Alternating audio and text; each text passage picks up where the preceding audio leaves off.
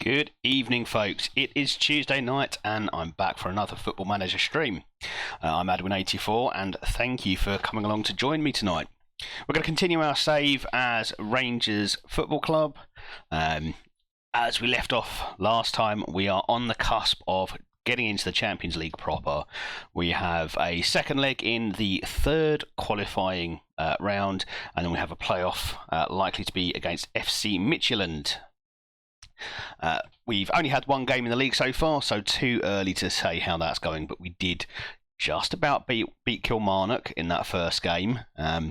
Tonight we've got games against St Mirren coming up, Anderlecht, Dundee, Hearts, and we'll see how much further we get from there. So, how is your Tuesday going? I've had a long weekend off myself. On Saturday, decided to go to the pub, so I did a Friday night stream instead. And my Monday night stream I put off because I was in Manchester watching my beloved Gills beating Salford City 1-0 on the final day of the League Two season. So, with football out of the way and no playoffs for Gillingham to worry about this season, we're just going to do a bit of Football Manager streaming this summer, I think. We'll see how our Rangers / unemployed starts goes, and see where we end up.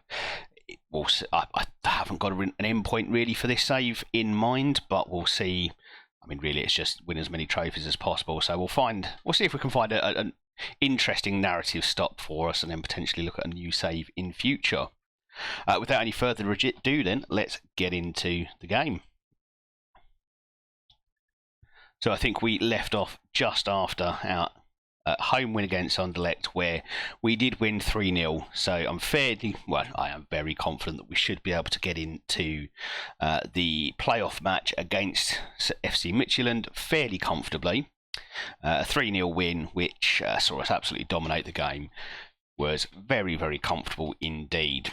The away game I expect to be a little bit harder, but I hope to goodness we are not bad enough to throw away a 3-0 lead.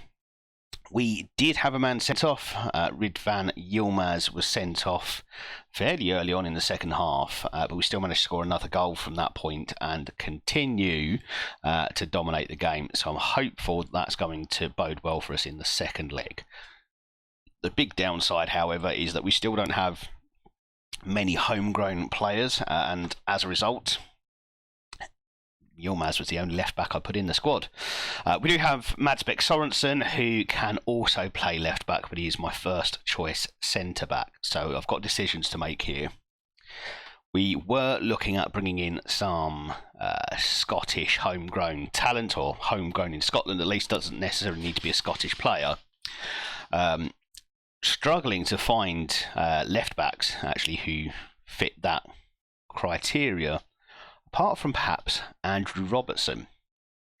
So he has still got perhaps a year left in him. Whether we can get him for a price that I can afford is another question. We do have £8 million in the transfer budget, but I was also looking to potentially add another Scottish talent into the squad. Centre-back, because we are a little bit stretched there as well. We're already having to exclude Bo Stair, who is a young Danish defender. We've already had to exclude Thierry Small, who is a young English defender, and that leaves us with just the three centre-backs, plus Ryan Yates, who can play at centre-back. And then we've got Phil Welsh, who's 19 and really not cut out for this stage, certainly not yet at least. Amazing hair though, have to be fair, that is cracking hair. So we're probably going to try to add a Scottish defender and a Scottish left back. Now we were attempting to get, where is he? It didn't happen. We were attempting to bring in James Kerr Smith, there we go. But we managed to get Aston Villa to agree to a fee, but we just could not agree wages with Kerr, so unfortunately that one fell through. So tempted tonight to attempt to bring in Andrew Robertson. We have put a loan bid in, but we may just have to go back in with a proper transfer bid, accepting that we'll probably only be able to get him to play properly for one season, and that would mostly be for the Champions League, potentially as a backup. but he'd give decent competition on that left-hand side, I would think. And even if we only get one season out of him, it'll be what we need for the time being. So we did also look at centre-backs, who, again, are homegrown in Scotland. But unfortunately, the options were fairly thin. We could potentially look at the likes of Alan McLennan, who would be absolutely fantastic for us, did really well for us at Dundee United. Only 19 years old, has decent experience in the Premiership already. But the problem being, he is still 19 and is also £14 million, which is well beyond what we can afford in one go at least. Then there are potential options such as Jamie Hamilton from Aberdeen, but he would be no more than a backup option, 5'11", so as far as I'm concerned, far too short to be a centre-back. You're not really a centre-back if you're 5'11", are you? At least not in my world. And then we've got Dane Murray, who, again, would be a backup option, is affordable, which is really the main thing he's got going for him. 6'4", can head the ball. I mean, has plenty of Premiership experience. Could potentially do a job. So I think what we try to do, I think we start with attempting to bring in Andy Robertson and see how much we can knock Villa down for. And then Dane Murray may well be option number 2. That will fill out our defence and give me a little bit more of a squad to pick from in Champions League games. As you can see, we're already dropping Thierry Small out. Phil Welsh doesn't need to be registered. Bo Stair is out. But we have managed to get our attacking talent into the team. So this is why I'm looking for Scottish defenders, or at least homegrown Scotland defenders, so that we can just fill out the squad for the Champions League and give it a real go. I don't necessarily expect, well, no, I definitely don't expect that we'll get through to the knockout stages, but it would be nice to give a good showing of ourselves. So we are going to carry on now. So, welcome to the stream if it's your first time. As I say, I'm Adwin84, and we have been playing this for a few weeks on stream, but prior to that I was playing a lot off stream. So just brought up in the chat there a bit of information about the start of our career, which was started unemployed, and our first 2 jobs in fact were in Sweden, where we had a great deal of success before we moved to Dundee United, where we had success in the Scottish Cup, winning that at the first time for asking in our first season with Dundee United, and actually only lasted until the following December when we joined Rangers, and in fact won the Scottish Cup again. So we are Scottish Cup specialists at the moment. We haven't yet won a top flight league, so neither in Sweden nor Scotland have we won the title yet, but we're going to be close this year. I suspect we'll be very close, and you'll see my son there poking his head up.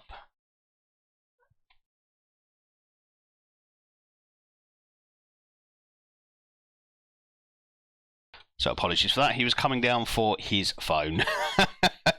So come say hi. Feel free to ask any questions you may have. Come and tell me about your own week so far. Tell me about how your Football Manager save is going, or just come and chat about anything you have on your mind. I will continue to speak rubbish generally until someone interrupts me. So I hope that does it for you. Okay, who is Alex Matos and why would we want him to go on loan to you? Leading Championship. So potential, got a bit of pace. Where are Wigan at the moment? League One. Okay. So it should be towards the upper end of League One. I think that might be good experience for him. Regular starts from the right. Yeah, let's let him go on loan. Interesting. This is interesting. So I don't think I see a huge amount of potential in this lad. I can't see a massive future for him. But he does have pace. But it just feels very strange, the interest he's got in him from Scotland, from France and from Italy. Got to find it quite hard, I think, to say no to this.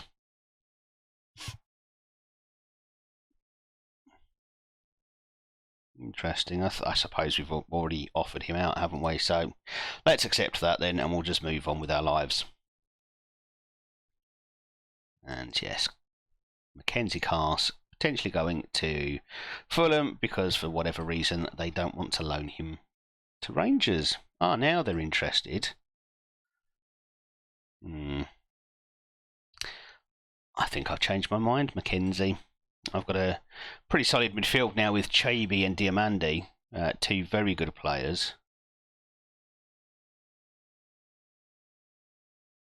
Who I think will do an absolutely fantastic job for us. And then we've got the backup options there, Yates and Shackleton, who are also very good squad options, and potentially even a bit more than that. Shackleton, I think, potentially could even push for a starting place. So let's. Yeah, I think we're going to take Mackenzie Cars off of our shortlist. I don't see any point. I don't think we're realistically going to look to bring him back to Rangers next season. And St Mirren, I'm hoping, will be a relatively good game for us. They're relatively good. We should smash them. We really need, after the Kilmarnock game, which we won 3-2, and actually we raced to a 3-0 lead, I think. Well, race to 73 minutes, we were 3-0 up, and then conceded 2 goals very soon after we scored our third, which gave us a little bit of a nervy finish. But I think at home we need to be able to go out and completely dominate a game.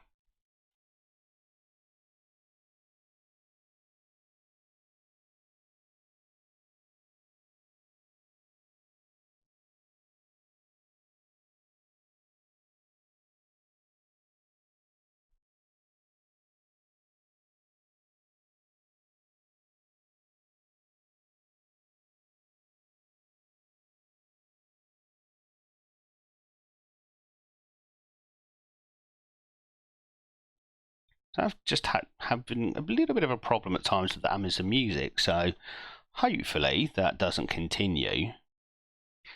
I've seen it on a couple of occasions. We've got to a point here-ish in the song, and then it just stops for no known reason. Let's hope that doesn't continue, shall we? Okay, so you want this young lad. Now he, again, looks like he's got some potential. So let's let him go out on loan. Let's go and give him a chance to play some football. Okay, they don't want to loan him out to me, so let's see what kind of offer will tempt them. 6.3 million, I think we can get that down a bit. Let's see if we can get them to 2 and 2. How does that sound? There we go. So, £4 million doesn't sound too horrendous for Andy Robertson, even if he is 35 years old. I think he can play a good role, actually, for us in trying to secure the league title, as well as trying to get ourselves into a good position in the Champions League. Right, let us offer him some proper money, please. Okay, he's not asking for insane wages, so I'm hopeful we should be able to come up with an agreement. 50,000, there we go. So £50,000 on that gives us a little bit of wage budget for potentially this young lad from Dundee.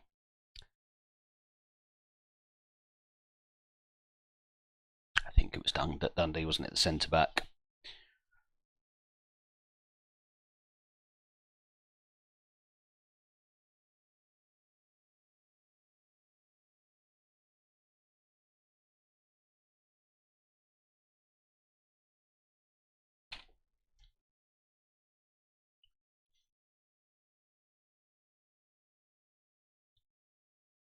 Oh, we've agreed to loan Phil Welsh out. I suppose we absolutely have to get centre back in now.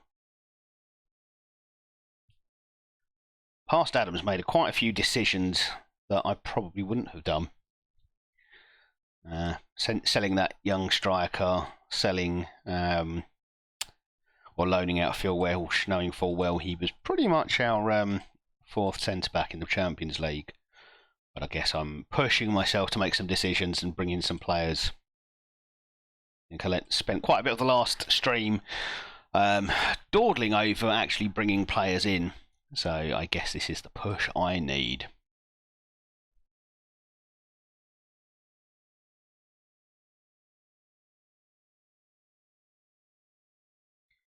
Okay, let's see what we've got. What was this young lad's name? Dane Murray. Here we go. St Mirren. It was done. Wasn't Dundee. It was St Mirren. So, 26 years old, Scottish, tall, good jumping reach. Should be fairly decent, I think.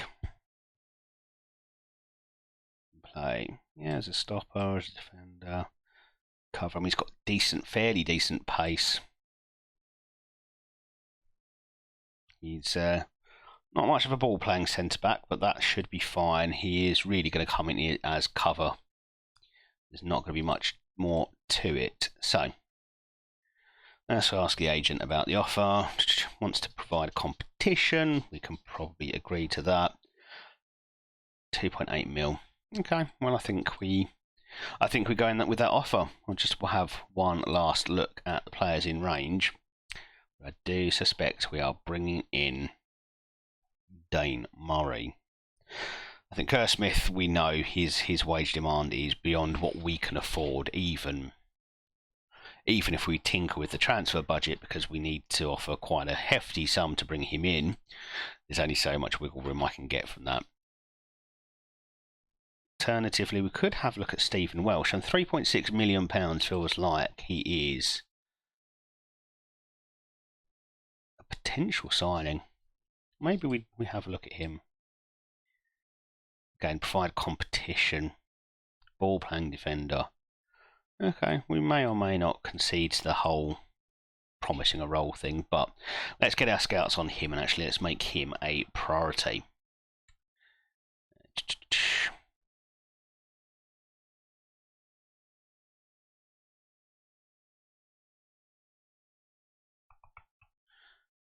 And there we go, scout priorities.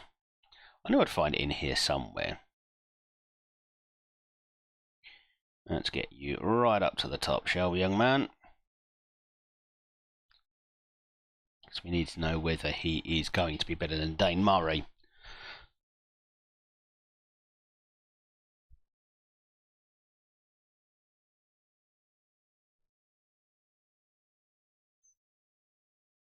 Scott McKenna. The championship with Bournemouth. Yeah, well, let's stick with those two.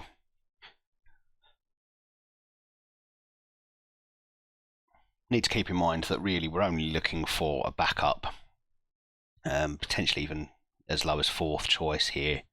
We do have Piatkowski who can play as a centre back. We are selling Chris Maley to Werder Bremen. Interesting. So we have Piatkowski, we have Mads Bech Sorensen, who is obviously our first choice, and we do have Mikkel Mikkelsen, and in the league we have Bo Stair. Depending on who we sign, Bo could find his way out of the club. He's unfortunately not much of a presence in the air. 6 foot and a jumping reach of only 13. He's also not so technically impressive that he would make a solid ball-playing defender. So, I think there are better options out there. Even Dane Murray would be a better option, I think. So it could well be that Bo Stair finds his way out of the club sooner rather than later. But before we get into all of that transfer drama, we do have a league game to play. So we're going to get Smicer in goal. That is another thing. I probably do need another goalkeeper in amongst all of that as well, because we did sell both of our backup goalkeepers. Scott Cowie is an emergency backup, and he's one of the few players who's homegrown in Scotland. So we're not going to do an injury to our main goalkeeper, to Smicer, would be fairly disastrous for us here. So we do need to find a second player to come and join the goalkeeping staff, or a third player, I should say. So I think what we'll do is we'll go with Payne at right back today. Unless he's tired. No, he should be good. We'll go with Mikkel Mikkelsen and Madberg Sorensen. I don't think we need to rest too many players for Anderlecht, but we will give Thierry Small a run out because I'm almost punishing Yilmaz for getting sent off against. Should do it. Actually, I might rest Sorensen because he will be my only left back option unless Robertson signs very quickly. So I'm going to go with Piatkowski instead and make sure he plays as a central defender because otherwise he is a liability.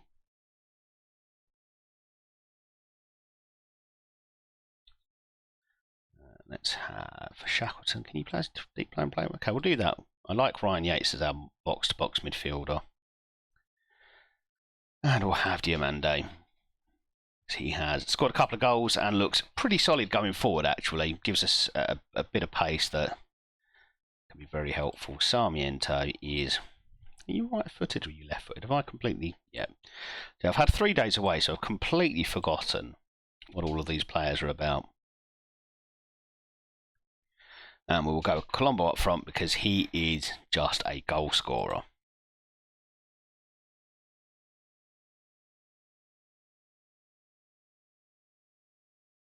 Samwars, you. Just say, squad-wise, in terms of squad depth, we're fairly light. We've got 21 players in the squad, and I do think we need a couple more just to round things off a little bit for us.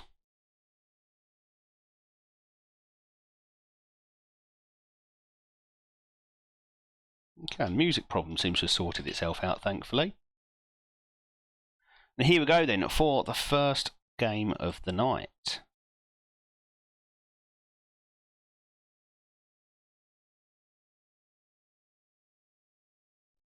Let's see if we can go and get a much needed win.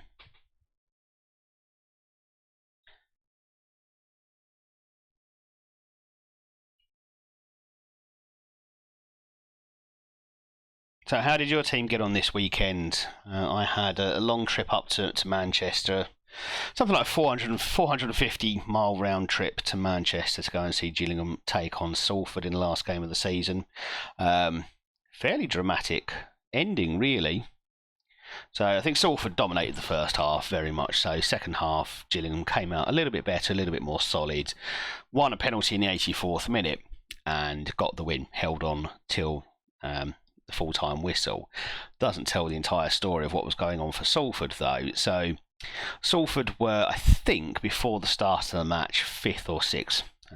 Very much in the playoff places for League Two, and only one team could potentially catch them, and it required Salford to lose, Mansfield, who were the only team to catch them, to win, and for a 4-goal swing to happen.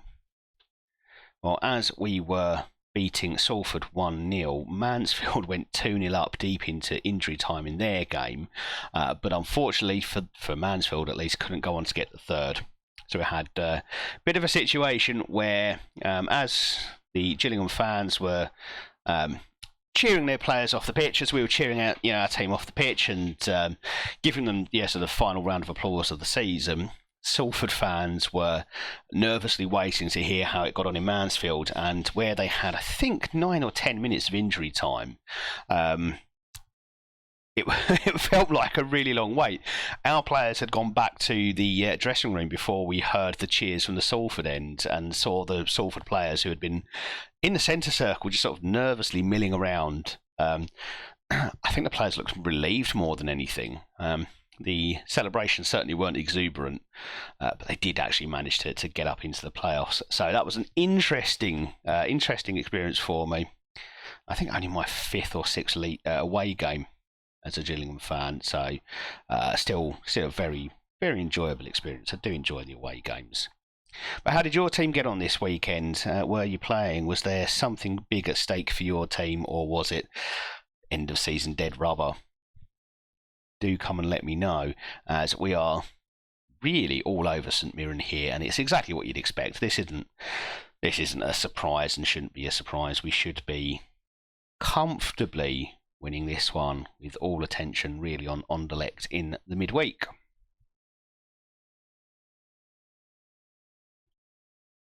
And that's 3, and Ryan Yates as I said, should be the box-box midfielder in this formation. He has been excellent since I've moved him into that role.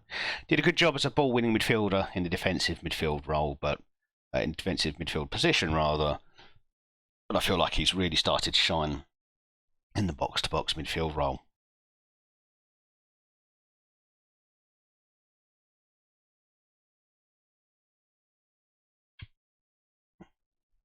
And then after watching Gillingham's game yesterday, and Sarmiento looks like he's taken a knock.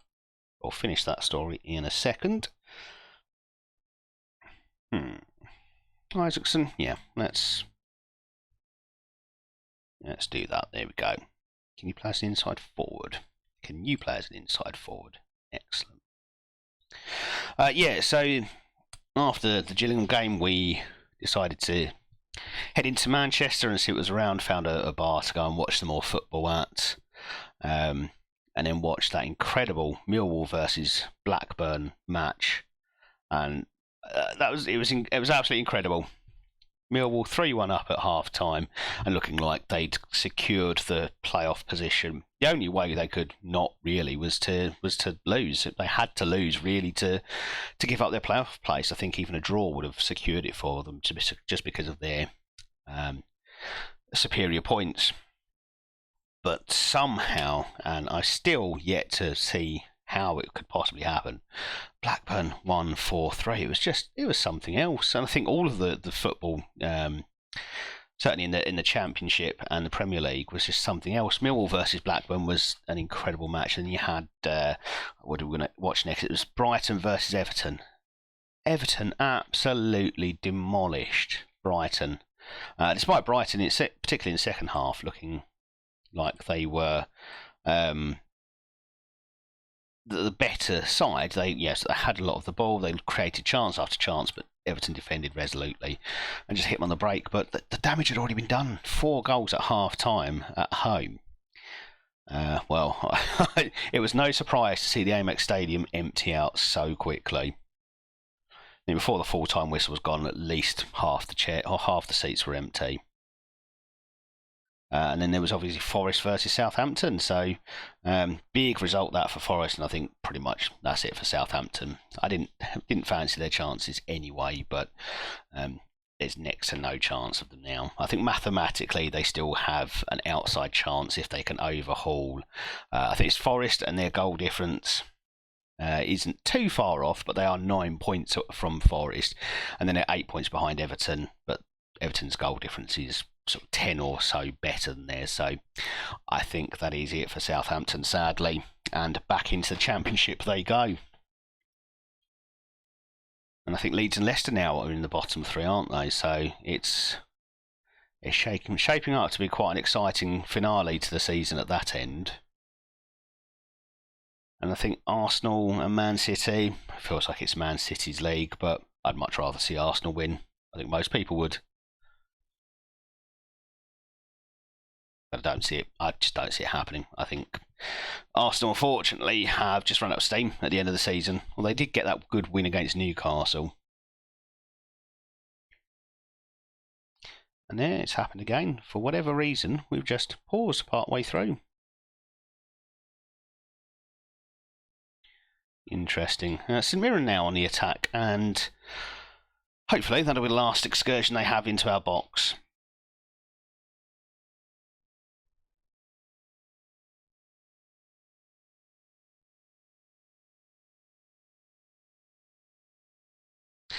Payne and Small not having the best of matches. I don't think they like playing as wing-backs. Kovacevic, well, there we go. That's another goal, and we are looking pretty comfortable once again. This is exactly the sort of result I feel like we needed. I'm delighted that we're 5 goals up. We haven't really created a huge number of chances, but the ones that we have created have all been good, and 10 shots on target is a return I'm very, very happy with. Well, we'll get Payne off as he's looking a little bit tired. Thierry Small complacent, so he can definitely come off the pitch. He's not really performed well enough to deserve any complacency. And let's get Diamande off so he can go and upset Anderlecht in the week. I'll bring on Raskin for a quick run out.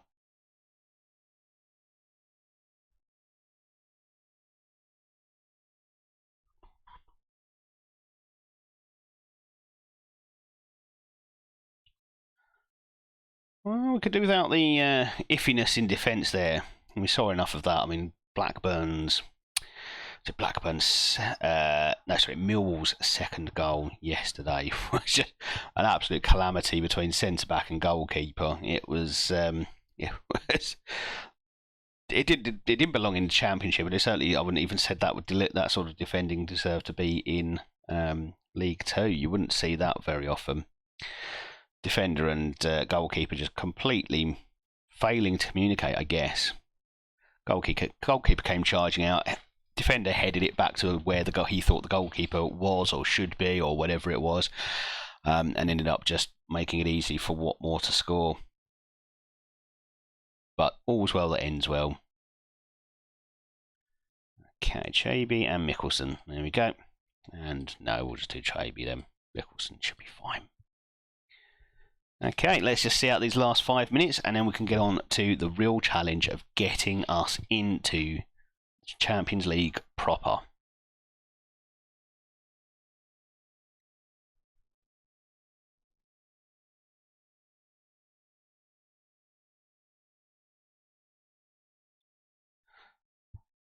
Okay, comfortable win. We are away against Anderlecht for the second leg of our third qualifying round. I think I've got that right.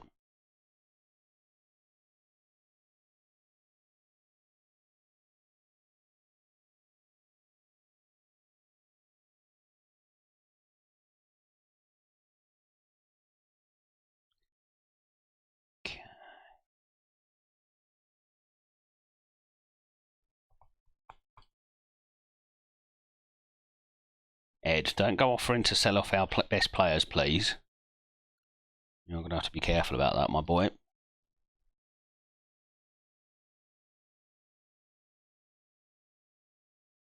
This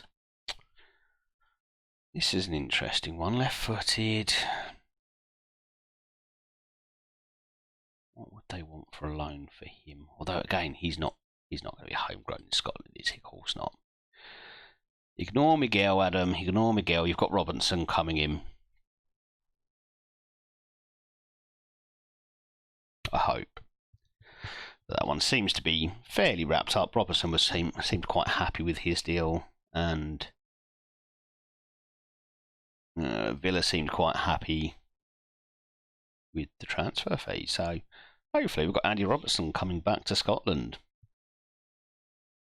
Was Villa, wasn't it? Yeah.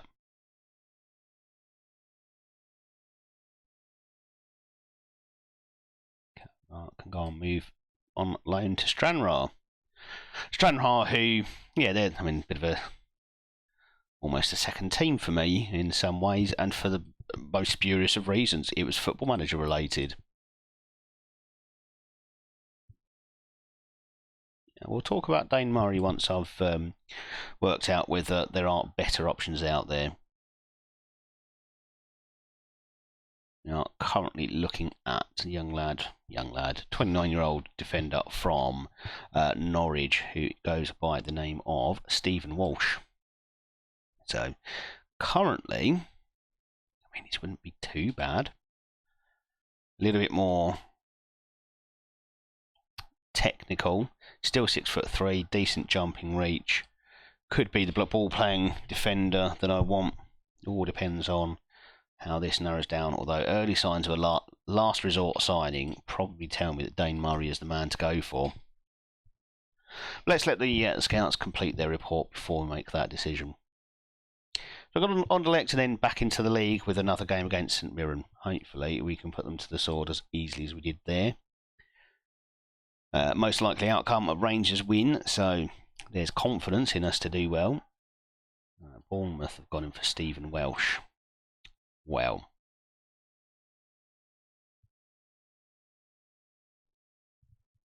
oh, it's Celtic. No, let's. Oh no, I can't believe I nearly did that. Right, we're bringing in Andy Robertson. That is, I'd say it's quite a coup, but he is 35. But it fills a gap that we have. It means that we can have two recognised left backs in our Champions League squad, and I don't see that being a bad thing at all.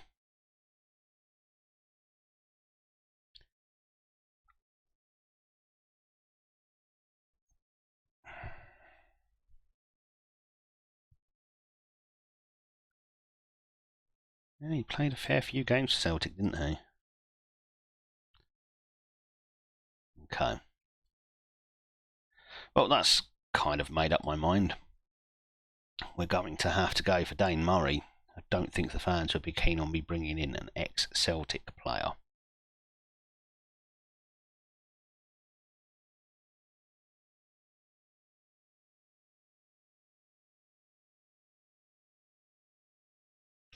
That's interesting. This lad is Scottish international.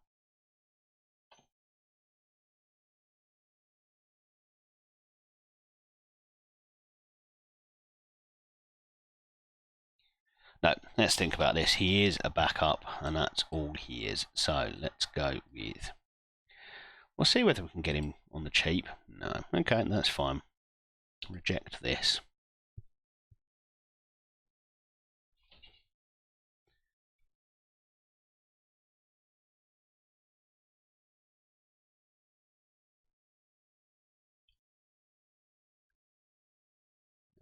Okay, fine. You don't want to negotiate.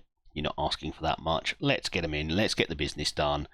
And let's get our Champions League squad finalised.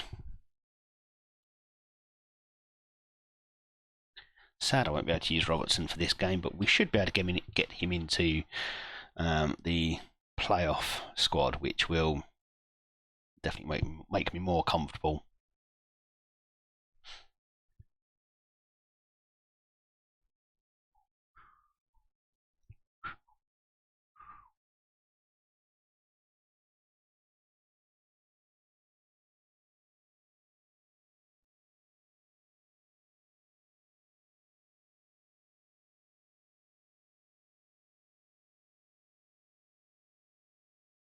Okay. Let's have Samuel start this one. I've got Pietkowski and Madsbek Sorensen. Left back we will have... No, we still need Madsbek as our left back because of that suspension. So we'll go with Pietkowski and Mikkelsen at centre back, and then Samwise and Sorensen on the wings. Raskin can play as our deep lying playmaker, and we'll go for a midfield of Chaibi and Diamando, I think. Chaibi doesn't like the box-to-box midfield role. Okay. Where do you like to play? Central midfield on attack. Mazzala. Okay.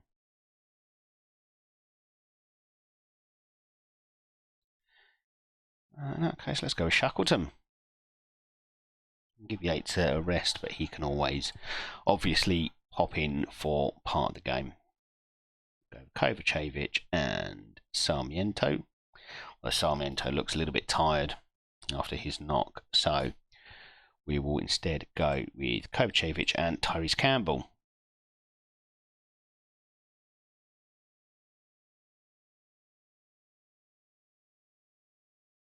Then Colombo up front, as is not a surprise to anyone. Okay. Yates.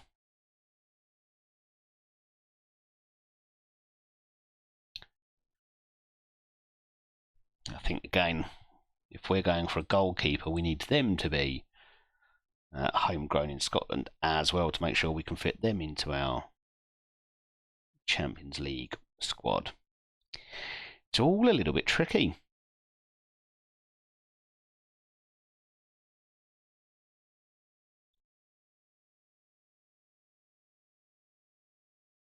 Bobby McDonald, you are just about good enough.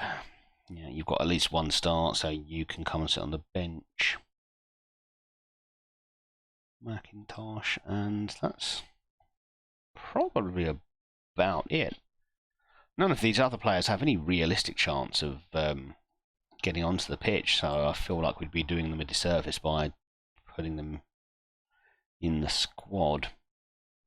Stewart and Welsh were two other players who tended to come and sit on the bench for us in the Europa League last season and so far in the Champions League qualifying stages, but I've sent them both out on loan, so we'll go with that squad. We are just a few subs light, but we just have to make do with what we've got until we can bring in a couple of reinforcements.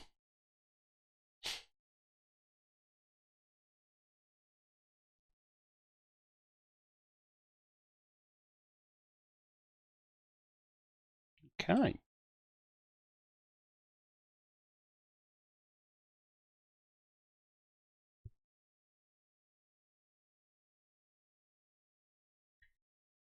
Well, that's the last thing we needed to see. 41 seconds in, and somehow we've lost our only left back in that time. Well, anyone who is a viable option. Lewis Payne is probably going to have to play out of position there. Well, that's not what we wanted to see. Someone's no. Let's do this. Well, that's disappointing, isn't it? Hopefully that's not too serious an injury, because otherwise Andy Robertson might be playing more of a part than I expected. Similar for Dane Murray if we bring him in from St Mirren.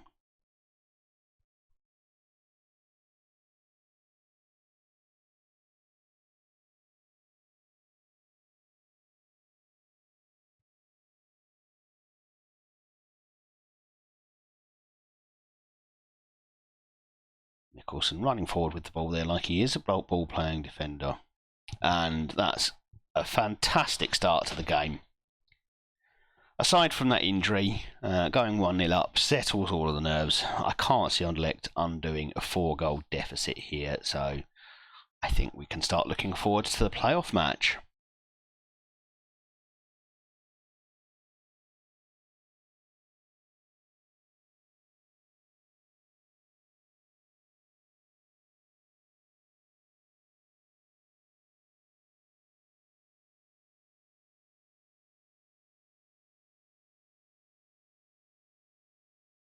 So how is your evening going? How's the week treating you so far? Did you get up to any kind of coronation-related celebrations, or if you're not in the UK, what did you use your weekend for?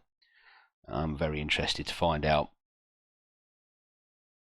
As we attack again, another ball over the top for Colombo, and well, it's offside anyway. Not to worry.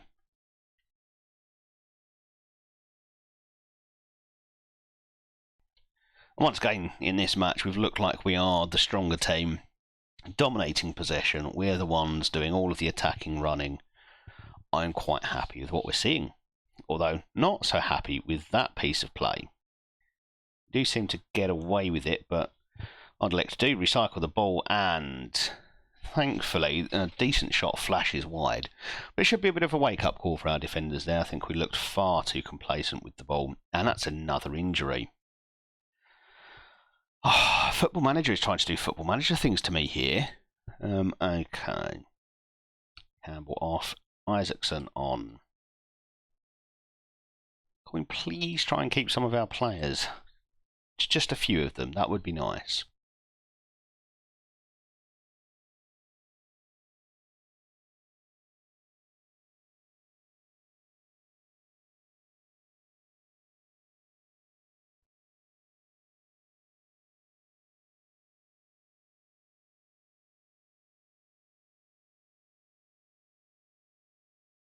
Anderlecht now the ones attacking, and that's decent defending from Raskin.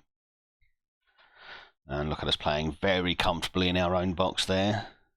No reason to be fearful at all. And in fact, I'm not entirely sure why there was a highlight. I don't think there was a shot, was there?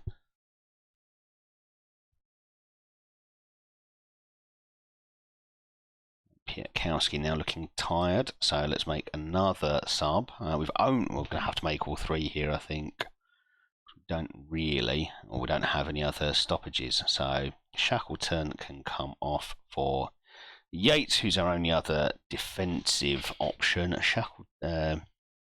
Kelsey, sorry, come off for Yates. Shackleton for Chaibi, even though Chaibi doesn't seem to like that box-to-box role.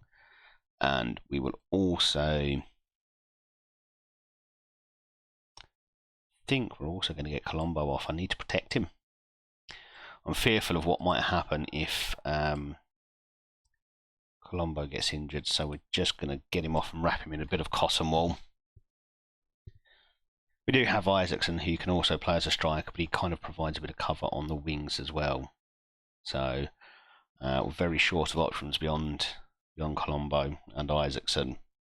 We need to make sure at least one of them stays fit. Preferably Colombo, because he was a goal machine in last season, scoring 39 goals across all competitions, I believe it was.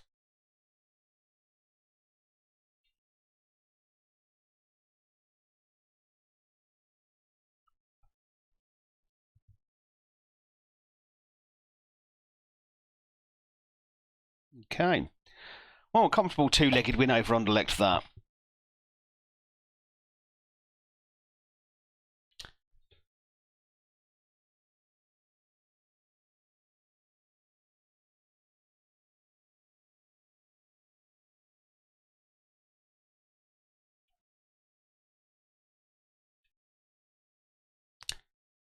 Tyrese Campbell out for 2 to 3 months.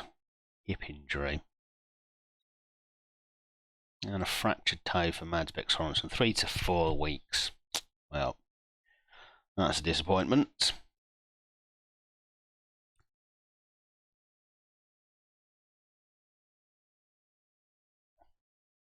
Okay, let's go and give Kovacevic a little bit of praise. So we're going St Mirren and then FC Midtjylland. That's fine. Between we've got Dundee. So let's see if we can get those games played tonight. The plan is to stream until about 11 o'clock, at which point I'm jumping off because I do have to work tomorrow.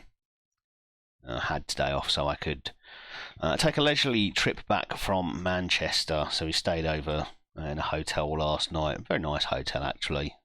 The Fairways Lodge. Highly recommend it if you're up that way.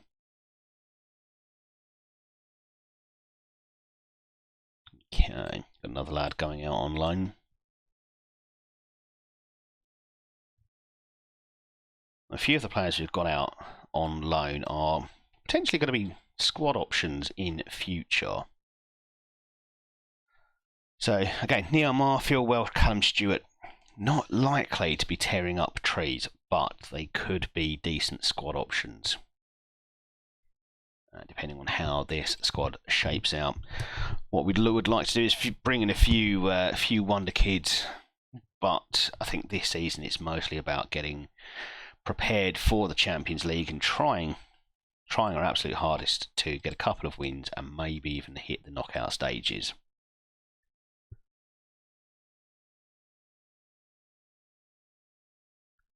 And if we do manage to do that, then we can start to look at bringing in the wonder kids, or at least youngsters with a bit of potential who are 18 or younger, so that we can develop them into future homegrown players. And that is Dane Murray coming in. So I think that pretty much completes our squad, aside from goalkeeper. And again, let's find one who was grown in Scotland. All we need here is a competent backup option. Ross Monroe, perhaps.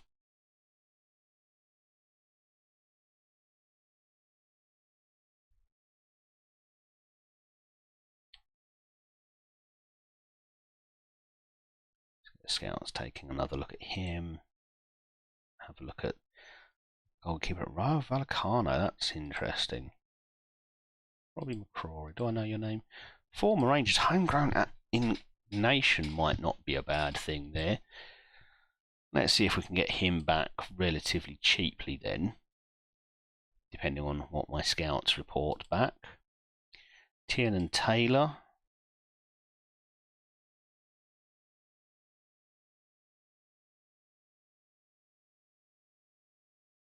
Definitely sounds like we've got a bit of a bandwidth option problem here, at least with Amazon Music just stopping for no good reason. I don't know if we are interrupted in the stream. It doesn't look like we're having problems, but I'll look to keep an eye on that. So where were we yet? Tien and Taylor could be an option.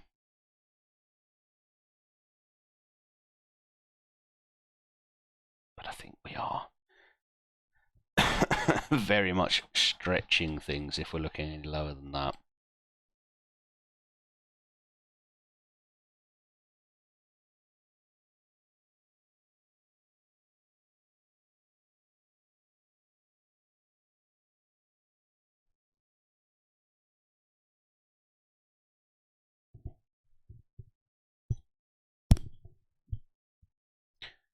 Okay.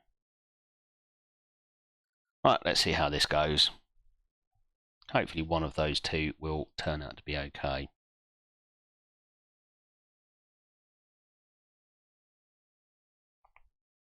Yeah, you're definitely not a ball-playing defender, are you? So let's get you training as a central defender.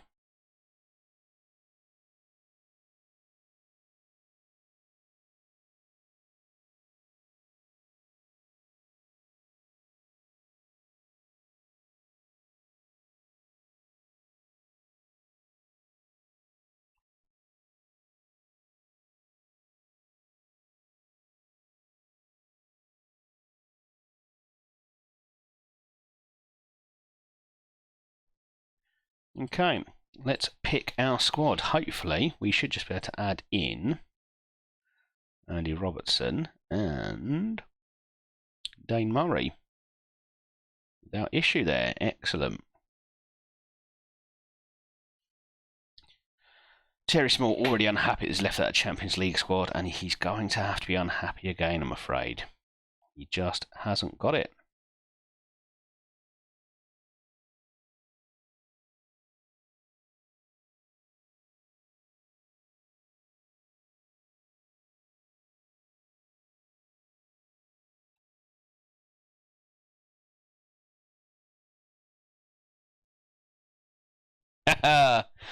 You joined at the right time. This is the Ashwin theme tune, I think. Seeing as you were up last week with the birds. How's it going? How's your stream gone? Are you finished for the night, or are you carrying on?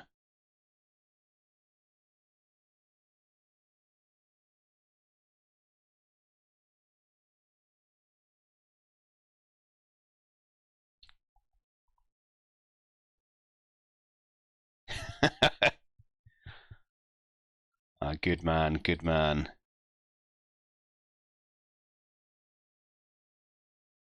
We are just prepping ourselves for potentially getting into the Champions League group stage with Rangers. Just FC Midtjylland. I don't know how to pronounce it.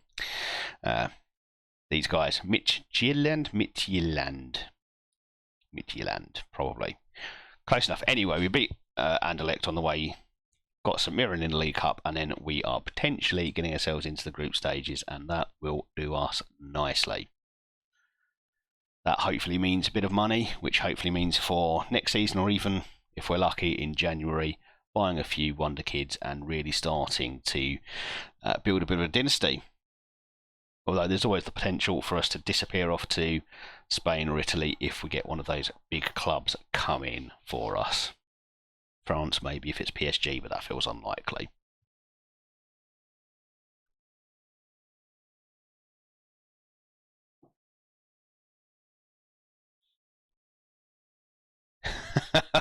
Because I was picking the kids up from school, I missed the rest of your FM stream.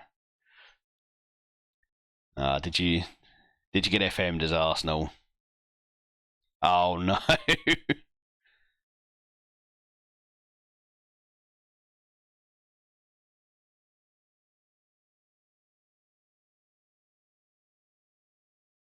Double meeting.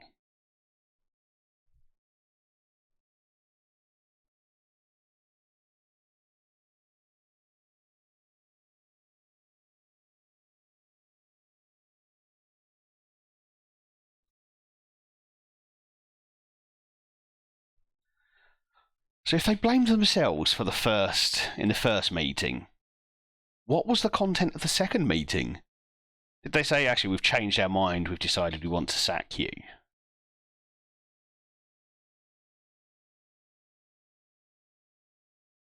Let's see, who will we face? Hearts or Livingston in the next round if we make it through against St Mirren tonight? Okay, so first time round, it's our fault, so no problem. Second time round, it's our fault, but we're going to sack you for what we've done wrong?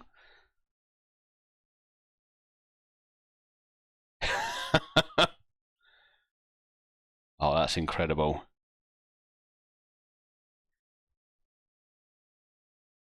Thank goodness Football Manager doesn't have bugs that cause this sort of stuff. This is exactly how it's designed. Okay, let's clear our squad because we need to think ahead to this one. League Cup, I don't think is all that important for us, so we will just have... We'll pick a decent squad, but I think we'll try and get some second string players into this one. Genshin, I think you showed me that briefly in one of your streams.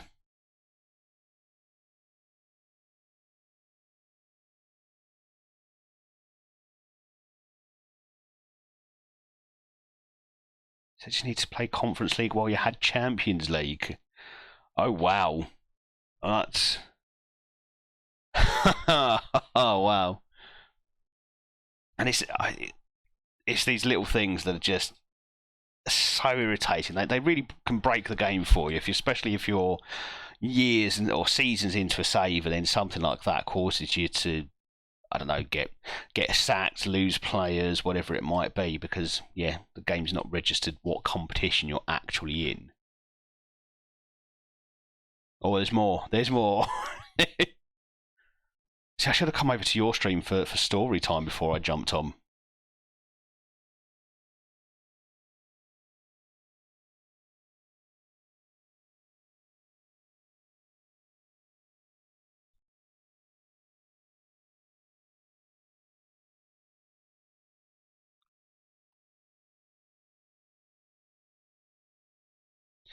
I saw you talking about this earlier. How on earth is it possible for you to lose £20 million in transfer budget when you've qualified for the Champions League? I assume we're talking group stages. Straight into the group stages, no qualifying, nothing like that. Go with Shackleton and Yates, I think, here. Yeah, I don't think there's any English Champions League places that take you into qualifying rounds these days.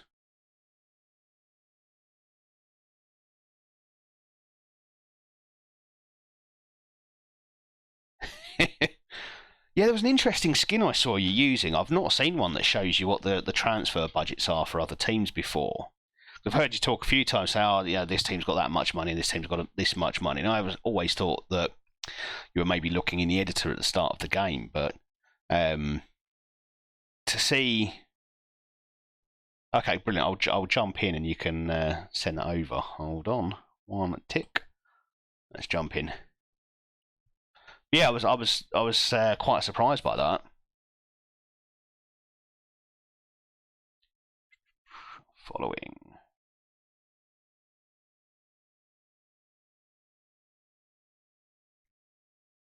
Okay.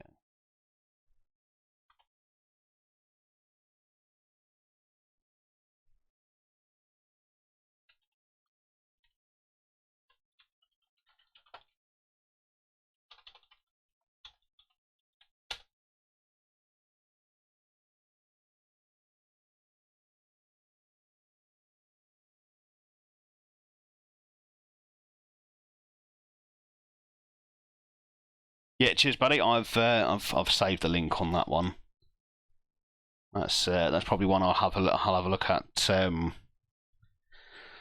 Yeah, tomorrow. I mean, do you find it? Is there anything on there you find breaks the game or anything, or is it just good? No, nothing fuzzy.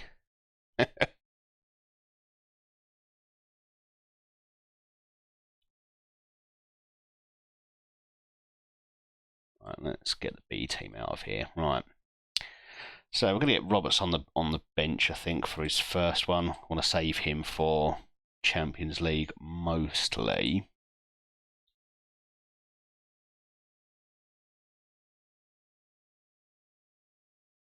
And Dane Murray can sit this one out for now.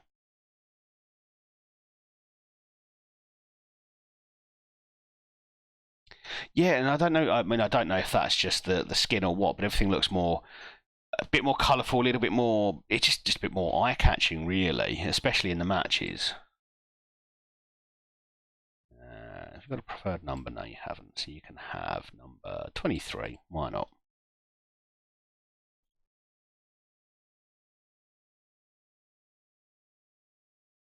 So I've never played Football Manager with a skin of any kind. I've always played just the boring vanilla skins. Usually the dark version, just because I don't like to burn my retinas. But yeah, I've never tried a skin. Especially, I don't think I've ever seen one that modifies it in such a way. For the most part, I think I've only ever seen skins that have a superficial effect. Will change colour schemes, or you might be able to have a club badge as like a watermark in the background or something like that. But otherwise, never seen anything like it. And that is almost an incredible start. But Colombo somehow managed to hit the post twice. Well.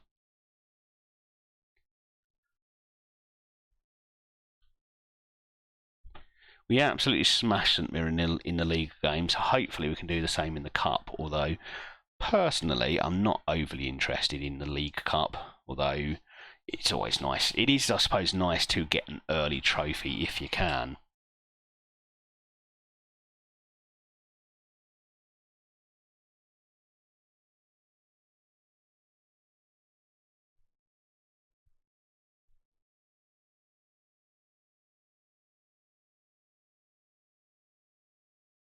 Oh, we are all over St Mirren here, and I think we're going to get a dodgy penalty there. Yep, looks that way. I feel hard done by if I'm the St Mirren manager there. That didn't look like a penalty at all. Oh, can't hear me. Let's put a monitor on to see whether that's me. Okay, well, I think that might be me. Yeah, I can't hear me either. Although I'm seeing movement here. So something is being captured on my OBS. When I monitor the sound, I can't hear myself. That's a wee bit concerning.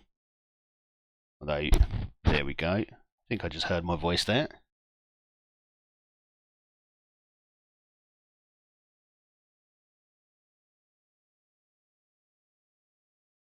Okay. Testing, testing. No, I can hear myself. Alright. Think I'm alright. Let me know if it's still happening. Although if you can't hear me, you can't hear me saying that.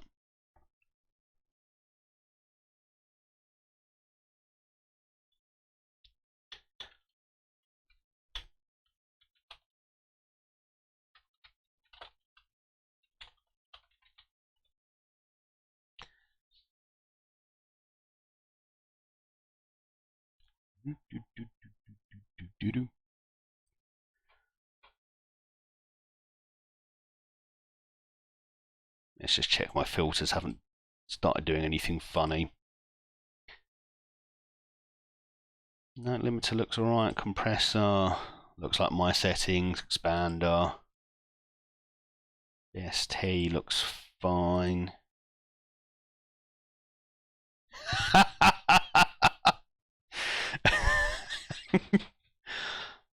Oh, Ashwin, man, you're the best.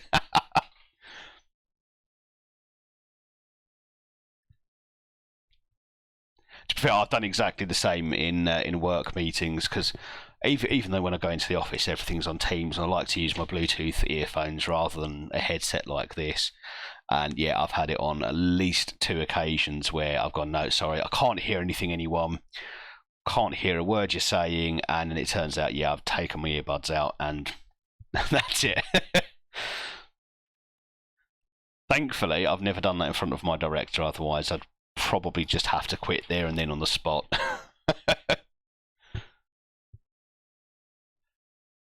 Well, we are doing pretty well in this match. I think we're going to get Colombo. Oh, he's got 2 goals. I don't want to upset him. Let's see if we can get him a hat-trick. We will get Sarmiento off, though. And getting quite annoyed with my music. It's pausing unnecessarily here. There we go. Okay, let's get Lewis Payne out. He looks exhausted. And let's give Andy Robertson a little run out, shall we? Get him a debut in a Rangers shirt.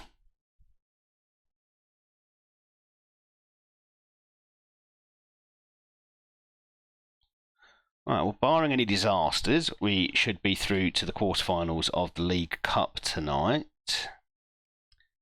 Let's get Yates off for a rest, and Raskin can play. Actually, let's get Raskin back there. I like Shackleton. He's got a lot of energy and dynamism about him. And we'll also... let's get Colombo off. Let him get upset. That's fine. I can manage that.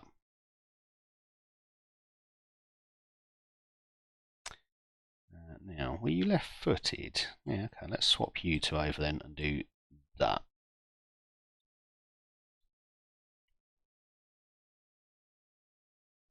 So we should, hopefully, if we get through this highlight without seeing anyone injured.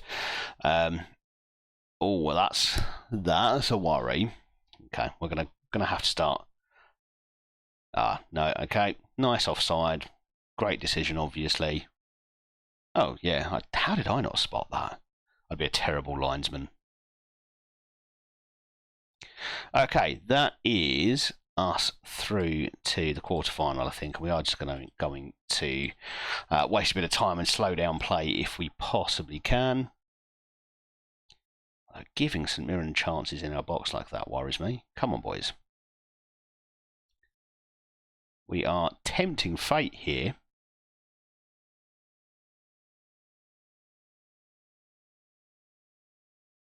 Get that ball forward.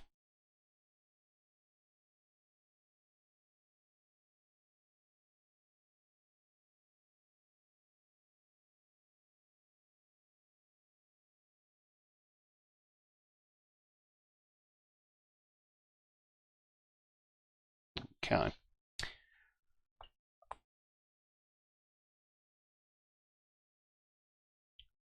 Isaacson now. That's a good piece of control and a good attempt, but maybe a little bit soft actually.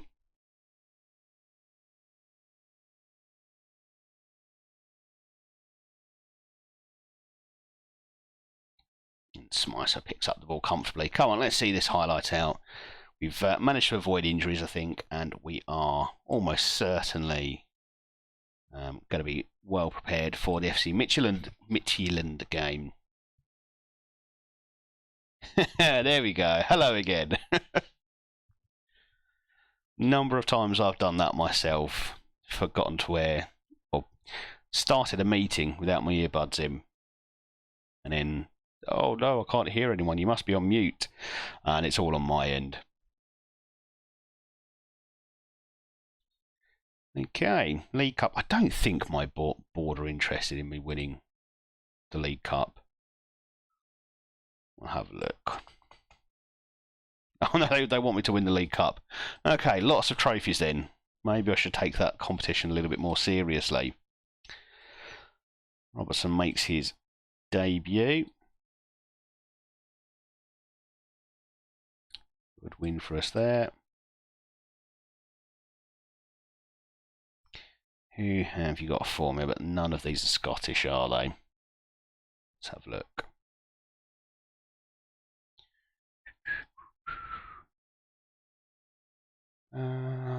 General club contract.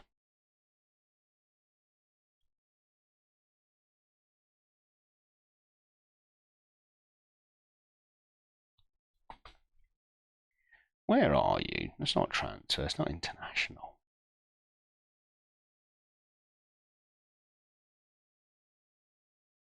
Personality, nation of birth, region of birth, etc., etc. Based in, no. Hidden. International. Transfer status, I don't know. A Man City losing. Oh.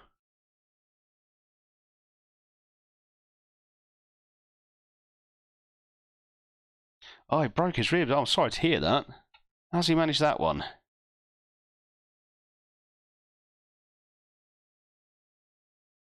And Man City losing, well, that's what you want to hear. Especially if you're an Arsenal fan, obviously. Or those of us who are not Arsenal fans but would much, much rather see Arsenal win than Man City.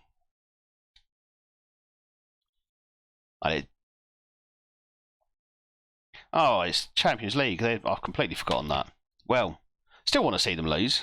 Oh, he fell on the edge of the bed. Ooh, it's rough. Hope he's all right. Is he? He's not in hospital, is he? Hope he's out and home.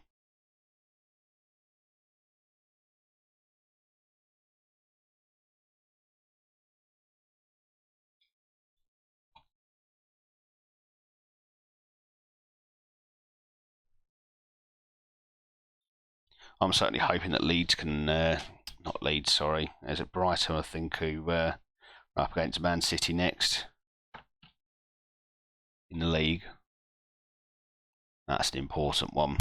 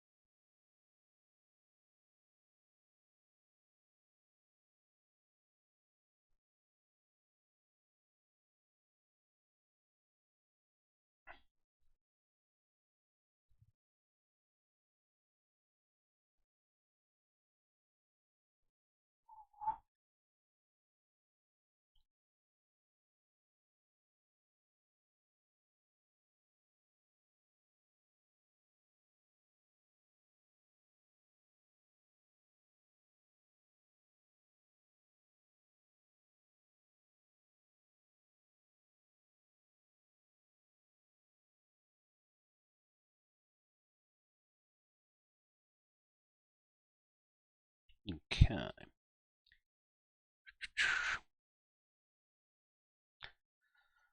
Okay, this looks like a much closer tie than we had against Anderlecht. We're at home first, but that does make me just a smidge concerned, and we're not selling Yilmaz. Despite the fact we have got Andy Robertson, I think longer term Yilmaz will be back in the squad. Back in the squad, he's still in the squad. Will be our first choice left back, but I think we just needed someone who was decent and homegrown in Scotland, and Robertson fit the bill and just happens to be better than Yilmaz, at least when it comes to star ratings.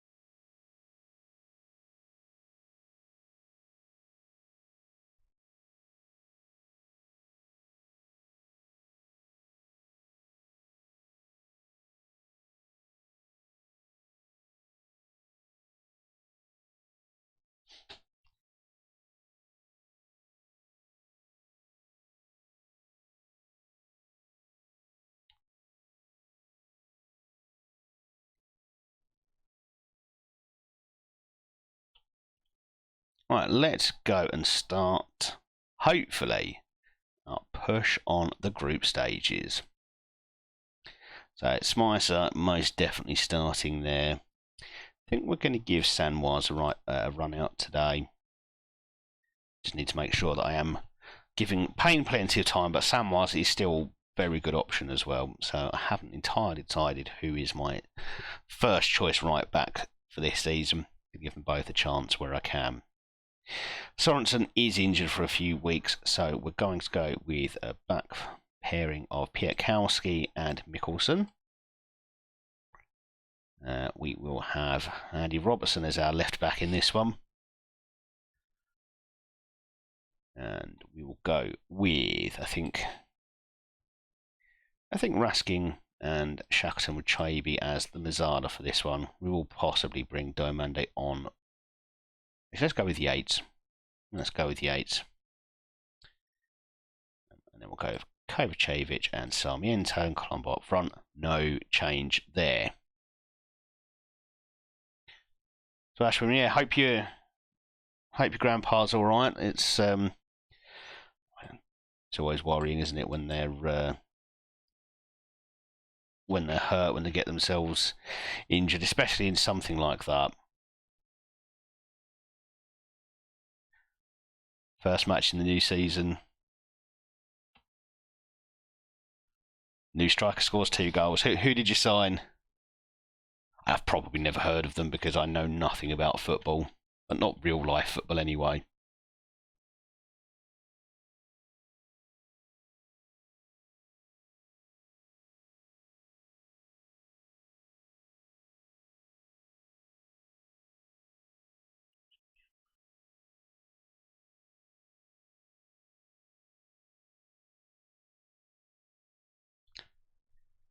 Okay, away we go. Right, Dane Murray can have number 4.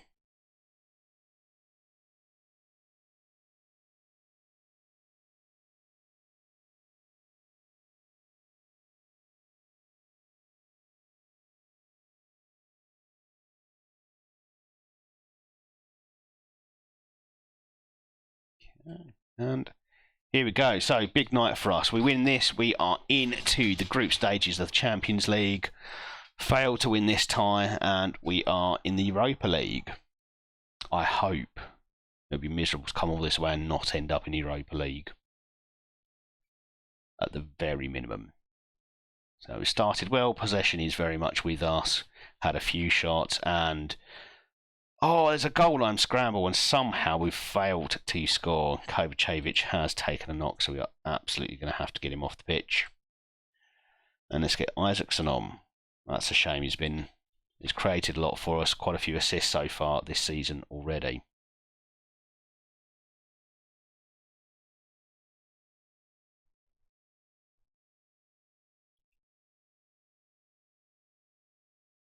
I'm glad it's just pain.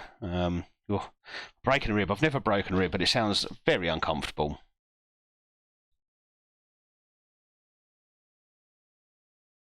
And wow, Sarmiento's just smashed that in. Patrick Schick. As long as they score goals, it's all good. He scored 2, but did you end up winning? Obviously, that's the important bit.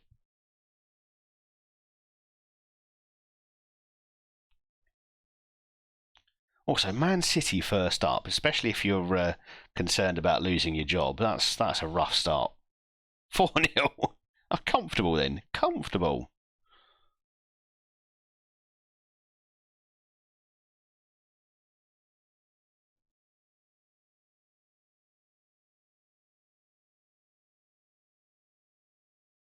I've seen a few YouTubers, streamers going sort of 8, 9, 10 season deep, and Man City become a mid-table team. In some of them, yeah, they do go on to dominate quite heavily, but I've seen them turn into mid-table teams far more often than I would expect to. We'll see like Phil Foden playing at 36 and still just, yeah, probably the best player Man City have got as they finished 12th for the 3rd season in a row. Wow, 2nd place enough to get sacked. I mean, I suppose if you're Pep, at some point that probably will be. They finished second to Liverpool, didn't they? And you know, how many seasons can he go without a title?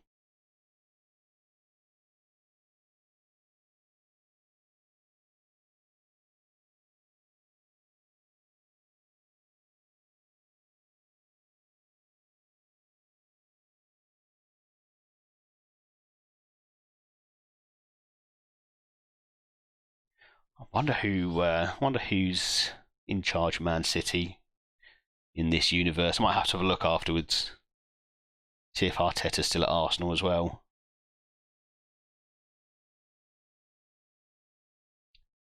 And that's another goal. This is a very encouraging start. Considering the fans seem to believe that this would be fairly equal, we have started incredibly well. Similar to the Anderlecht game, really, we've flown into a 3-0 lead, and a home leg may well be all we need. I am going to get Colombo off though because I can't risk him being majorly injured for the season. And yeah, I think that's the change I need to make. Let's get Diomande on the left wing.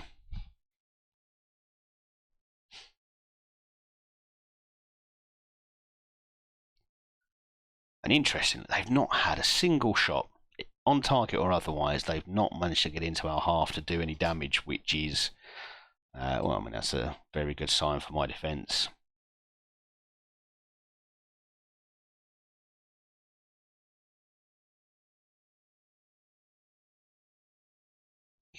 Going to get Samois off just so we don't risk suspension, and so I can see Lewis Payne in Europe again. Piatkowski can come off, and let's get Dane Murray on for his debut. It's been a very good defensive performance. I don't want to upset that, but I also want to have a look at Dane Murray and see if he can do it at this level.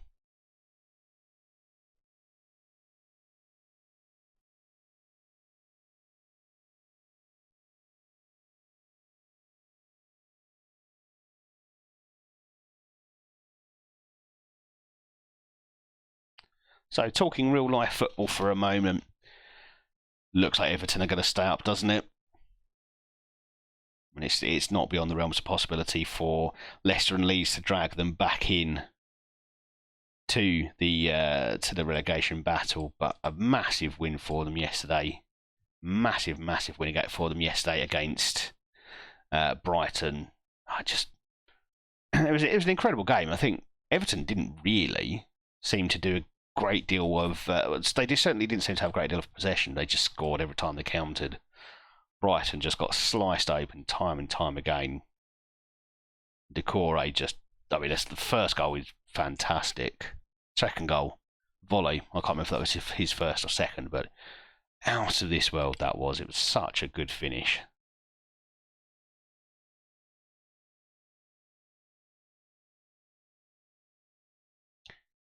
Okay, that's incredible win for us there.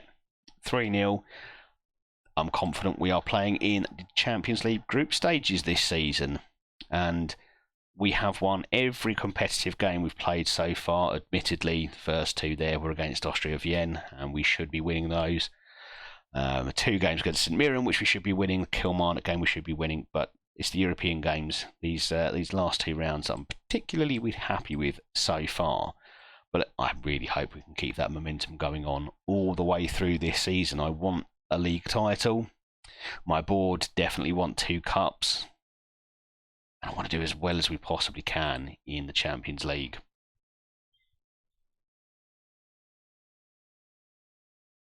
Don't think it's impossible for us to reach knockout stages. It's unlikely, but that's got to be the ambition. Just to do what Scottish teams very rarely do these days, get into the business end of the Champions League.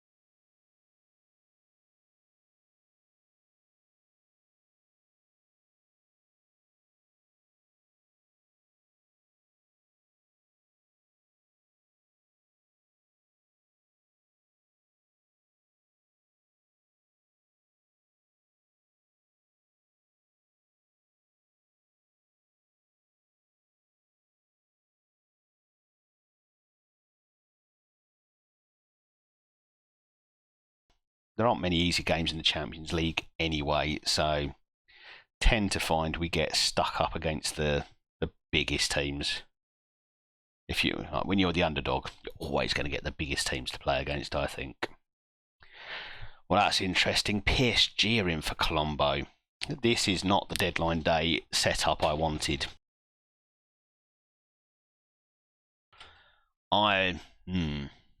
He's not agitating to leave, which is good news. If he was asking for the move or saying that he'll be unsettled, I think I'd be a little bit more concerned. But at the same time, have to feel that no player is irreplaceable.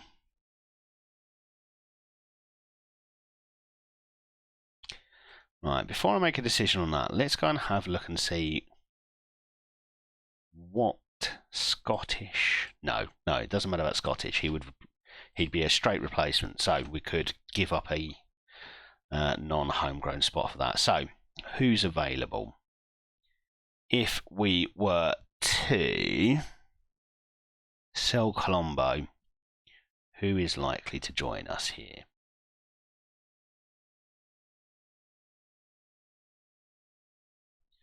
So Mohamed Aliakar was one we were trying to get on loan. He wouldn't even join us on loan, but he's one of the better options presented to me so far. If we can't get him on loan, I feel like some of these are fairly unlikely to join me permanently. Kyle Gordon. He's got pace, some technical ability. Could be an option. Let's add him to the shortlist. I think, based just on what's here right now, I'm probably going to reject that bid. But I suspect we may end up having to agree to one sooner rather than later, sadly. Let's make this a top priority because we absolutely need to know what's out there. Let's reject. You can have a new contract if that's what he wants.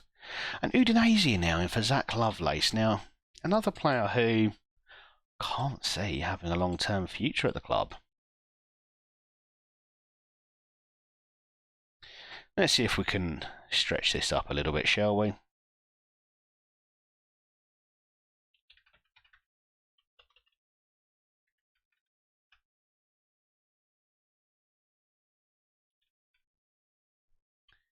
You don't want to work for me. Okay, that's fine. We'll do it this way. Let's say 150. Good. Okay, a bit more. It's fine. We can negotiate.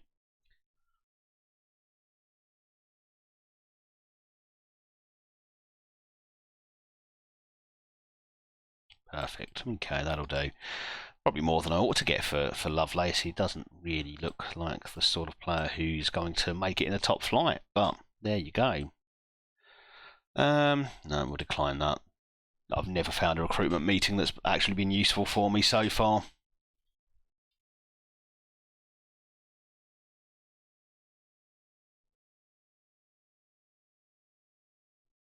Okay, Dundee FC away. I mean, they're second in the league at the moment, and I don't think that means much. We've played 2 league games so far.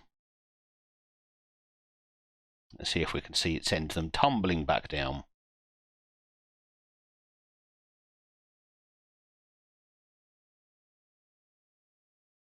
We will pick a squad, or pick a first team, with one eye on the second leg against FC Midtjylland. No reason why we shouldn't be able to see that tie through quite comfortably, but it's probably best just to make sure I'm not tempt fate.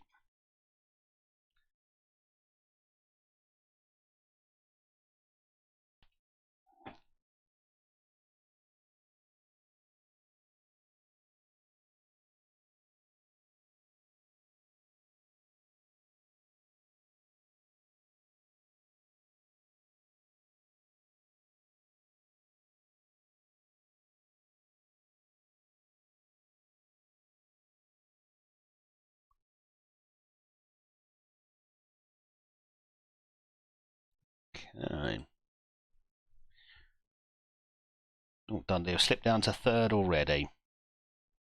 Are we a late kick-off, perhaps? Or I wonder actually if Celtic were an early kick-off. Well, we've slipped down to second. Who's overtaken us? Oh, of course. Who else would it be?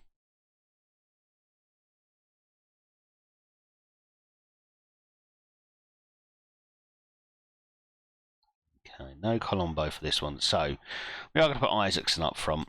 As I said before, he is probably my second striker going forward. My backup. Let's get the B team out of the way for the league game. I think what I might need to do is promote those youngsters up to senior squad and make them available for the B team, just so I don't have to keep searching for them. We'll do that after this game, I think. Right, take your time, Adam. So, injuries to Kovacevic and Colombo changes the look of my my front three quite drastically. We'll get Kozia Dubry in simply because he's all I've got left there. Kovacevic is fit enough to sit on the bench, I think. We'll get Dane Murray in for his first start, and he can replace Mickelson, who's still fairly young, and I don't want to overplay him. We'll get Yilmaz in for the league game. And we'll get Diamande out onto the pitch as well. And Shackleton can have a start in that deep line playmaker role. Right, let's get into this game.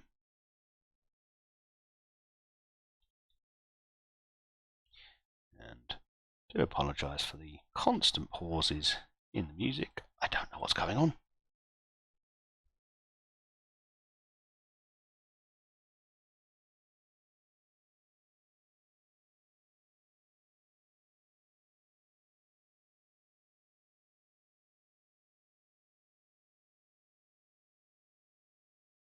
Okay. Oh, Dundee playing an awful 7 at the back formation here.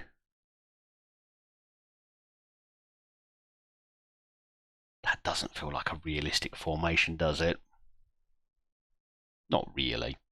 And Isaacson misses a first chance. And already I'm missing Colombo. We're 5 minutes in and I'm missing Lorenzo Colombo. And Murray with a chance there to get himself onto the score sheet, but good save in the end from the goalkeeper from a fairly tame header, but it's a promising start.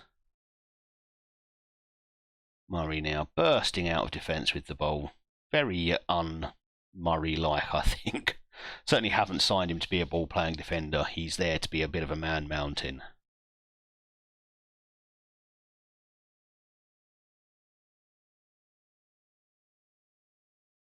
Actually, I signed him to get him on the bench and make him look intimidating. I just want to scare the opposition a little bit. A few injuries mean he is getting his first start for us. Diamande now, good ball through for Isaacson, and that one straight at the goalkeeper, who somehow collects the ball and runs it out. And the same this one for Murray. And it was aimed for Murray, but the Dundee team do manage to get up and clear it away.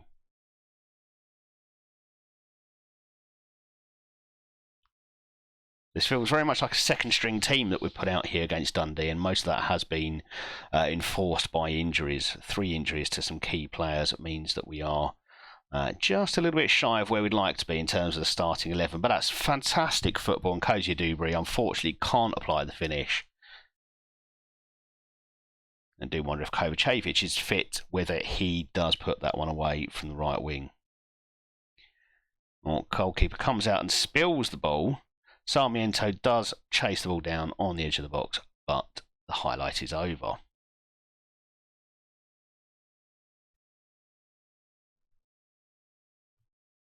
Well, it's looked a little bit scrappy. We're just a little bit lacking quality in the final third so far. Only had the 5 shots, and we're sorely missing Kovacevic and Colombo out there from my point of view. And we're going to tell them we're not happy. And yeah, Kozia Dubry has a 6.2 and just isn't up to it. Isaacson has a 6.3. The two replacements for those two injured players really not up to the same levels at all.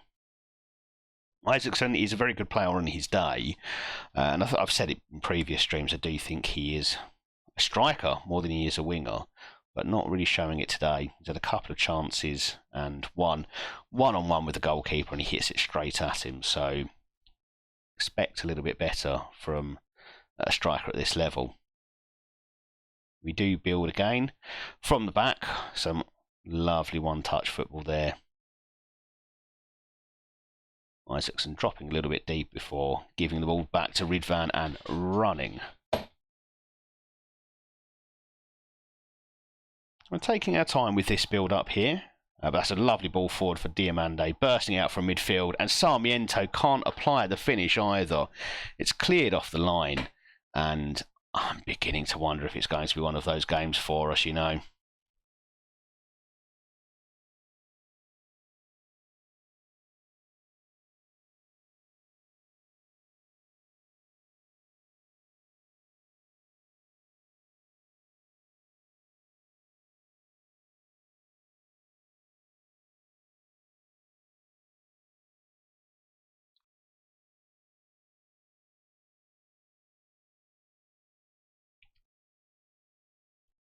And Dundee now breaking forward, and our defenders are all over the place, and that's hit the bar. Piatkowski does manage to clear it away. But just a reminder that we can't take this game too lightly. We're still not creating a great deal, and I'm going to have to bring off Kozia Dubry. I think he's managed to get injured, so yeah, he definitely needs to come off, but he's just not played well at all. So we're going to shift things around a little bit here. Diamande can come and play left wing position for us. We're going to play him as a winger, I think. And let's play him as a winger on support. We'll get Sarmiento as an attacking forward inside forward on attack, and we'll just swap the wing backs over like so. And Yates is looking exhausted, so he'll have to come off as well. We'll do Raskin there, and we'll swap him with Shackleton. So a couple of changes to see if we can get a little bit more attacking impetus and get a bit of momentum to try and get that goal. We might have to go attacking if we don't manage it, and that's off the ball. And Shackleton is there. We're not looking at offside, and that is 1-0. That's a great free kick, hits the bar, goalkeeper nowhere near it really. And Shackleton is first to pounce. Well, it's not been the dominating performance, I don't think, that we were hoping for, but we have nudged ourselves ahead. And we'll make a few changes now just to freshen the team up. But you can already see we are looking fairly light on the bench. We just don't have the squad depth really. I'm going to play with Andy Robertson, I think, as a winger. That's not what I signed him for, but that's where he's going to have to go and play.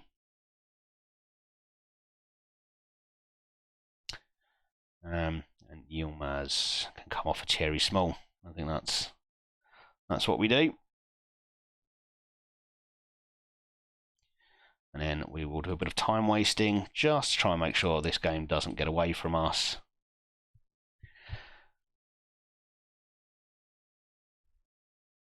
Well, they say it's a sign of a good team that they win even when they're not playing well, and I think that's what we've done. We've not played brilliantly.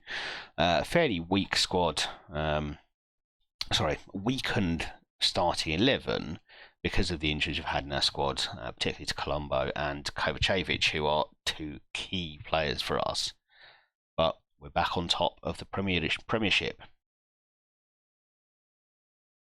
Next up, the aim is to go and finish off a professional job against FC Midtjylland, and we are then into the Champions League proper.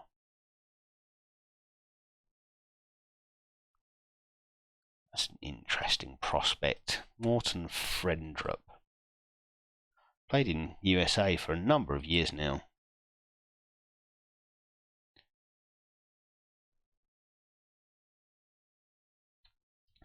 Probably beyond our means. Probably is definitely beyond our means.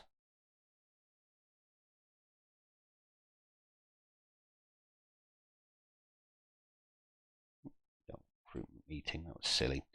What we wanted to have a look at is the recruitment focuses. Number in progress. We'll see how that goes.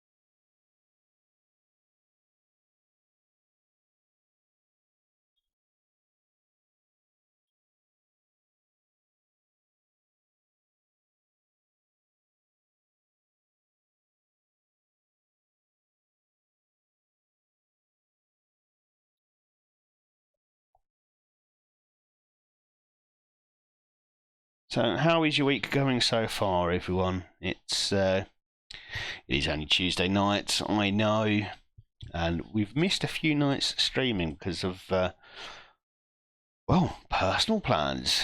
Saturday night out with friends, and then yesterday up in Manchester for Gillingham's last game of the season, and it was a cracking game. Salford were all over us in the first half. And I feel like we were quite lucky to end up going in at half-time 0-0.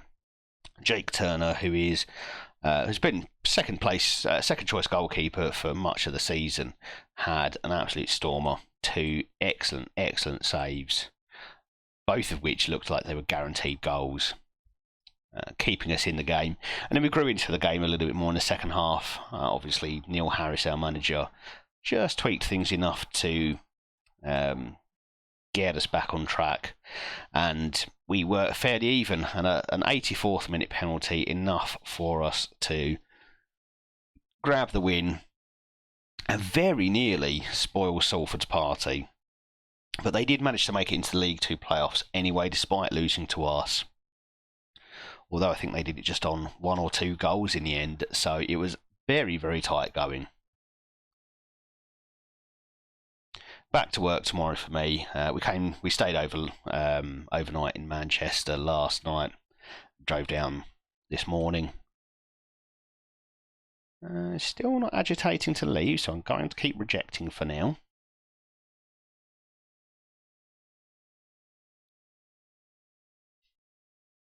What does your week ahead look like? Anything exciting going on? And I'm going to start losing my temper with this blasted music. I'm using Amazon Music and I'm wondering if it's my kids messing with me. It would be the sort of thing they do, although they should be asleep. Could be my wife as well.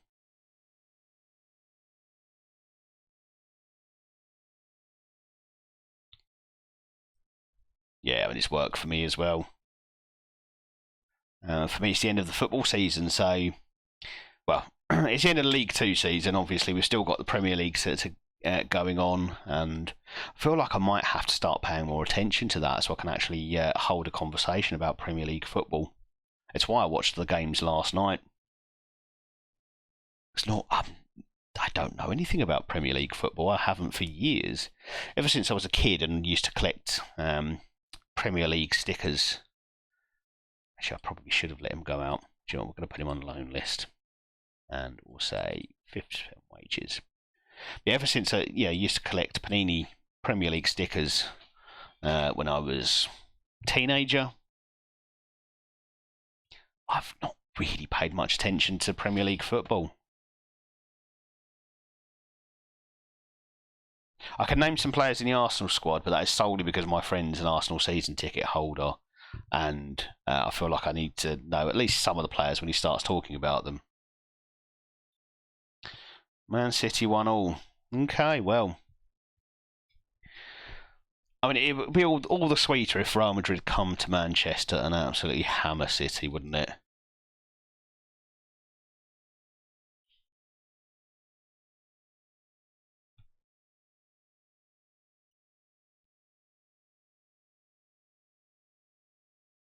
I'm thinking if they do a demolition job of Man City in England, the same way they did to Liverpool, that would make me a very happy man.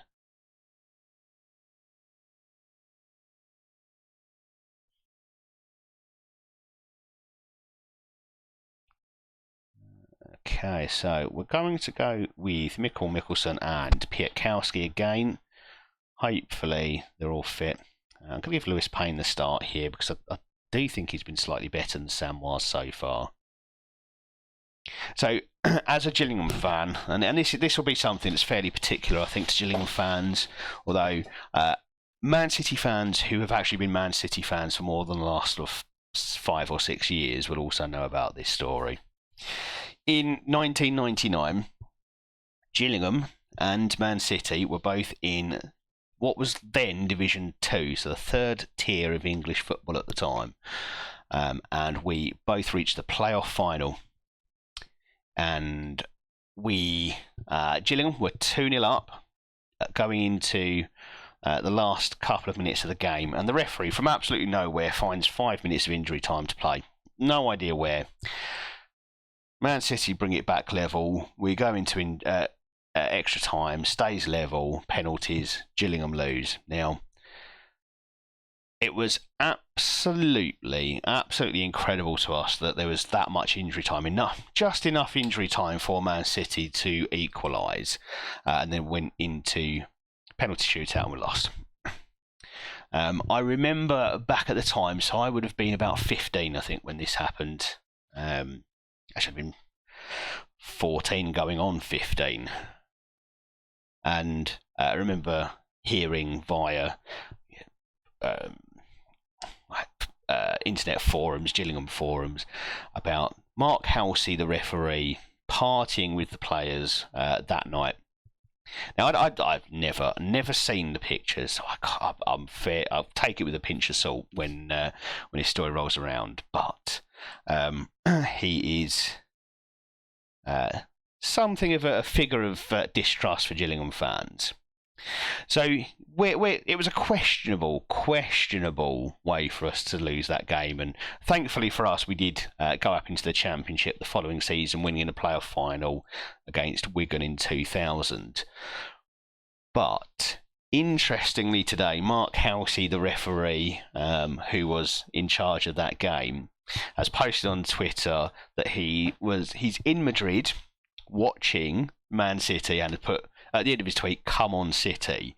Now, I'm sure there are all sorts of potentially very legitimate reasons for that to be happening, but as a Gillingham fan, it really does get your back up.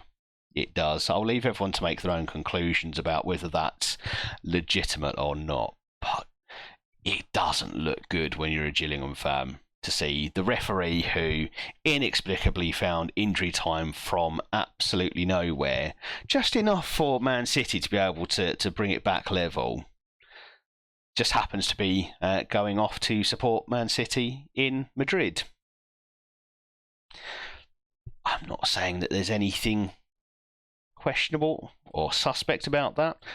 Well, I am. I think I am saying there's something a little bit suspect about that. It's definitely the sort of thing that makes me wonder for sure. So, yeah, ever since then, quite bitter about Man City. And when they got taken over, I mean, not only is the sort of the model of ownership to me quite questionable. Similar for Newcastle as well, and Chelsea.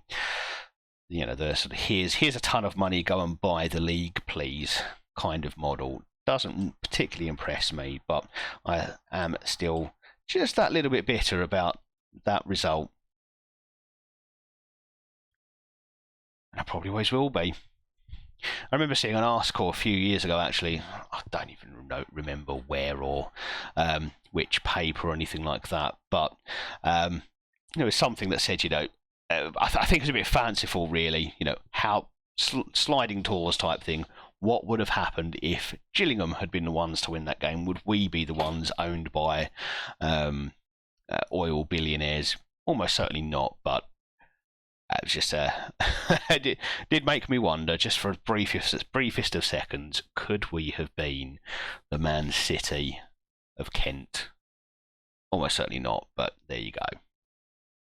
Right, seems we've got a bit of a problem here. Our B team are all ineligible because they've played today. So let's go and have a look and see if anyone in our under 18s worth putting on the bench. I think I already know the answer to this one. Oh, hello. Okay, you can come and sit on the bench.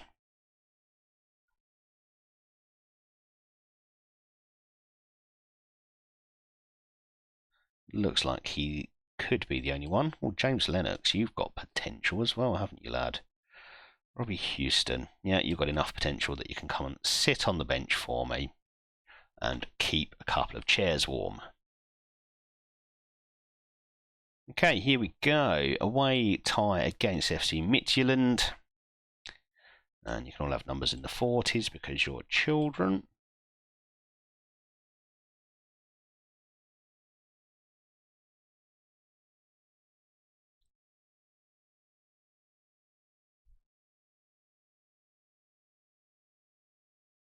Right, let's hope we don't fall apart with a 3-goal lead. Having 3 goals on the board for your team and losing is a very Millwall sort of thing to do. So let's avoid that if we possibly can.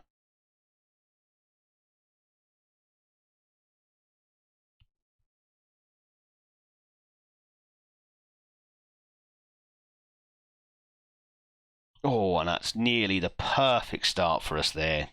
Yates smashing the ball against the crossbar. It's interesting to see we're up against a 4-4-2 diamond here. It's actually a formation I quite liked for FM22. And if I'm honest with you, it's a formation I quite like generally in real life as well. I've seen Gillingham play some of their best football with a 4-4-2 diamond. Does very much rely on fullbacks who can really get up and down and play pretty much as wing backs. And we have got that first goal. And that is all I really needed to settle the nerves. If there were any, they have dissipated now. But yeah, 4-4-2 diamond, I'm quite a fan of it.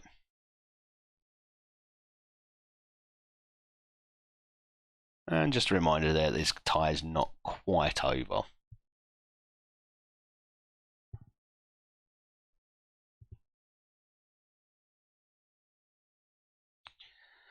And Kovacevic is injured again.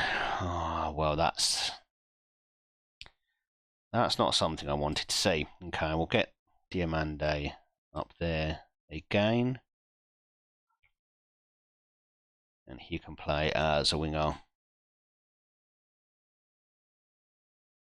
Just have to tweak the duties there just a little bit.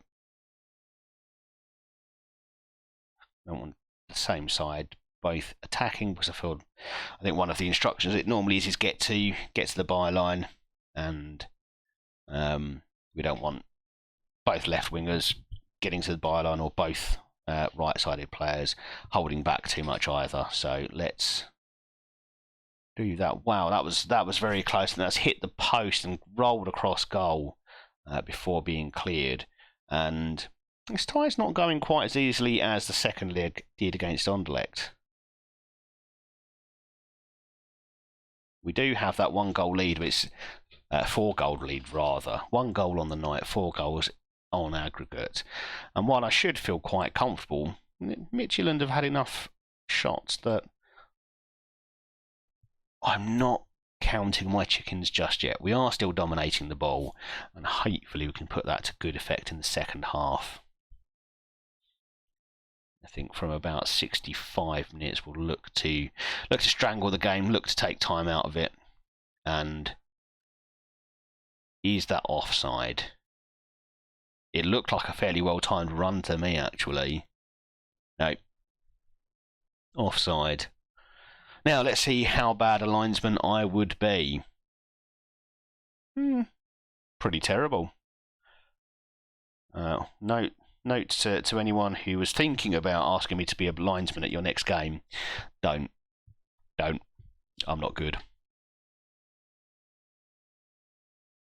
Yates now. Can we go forward and steal a second goal, really? It would feel like we'd stolen it. Isaacson looked offside to me there.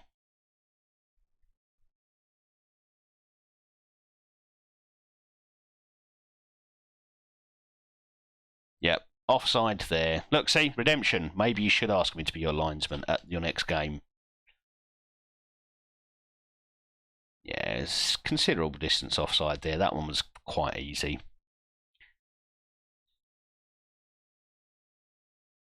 Well, looks like we're having a little bit more success going forward, though. We're causing a couple of problems. Chaby now across for Yates, and sort of flying volley there.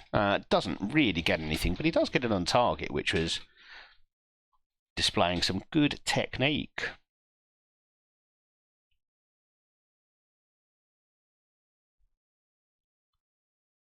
For those of you who've not checked it out yet, I do have a YouTube channel.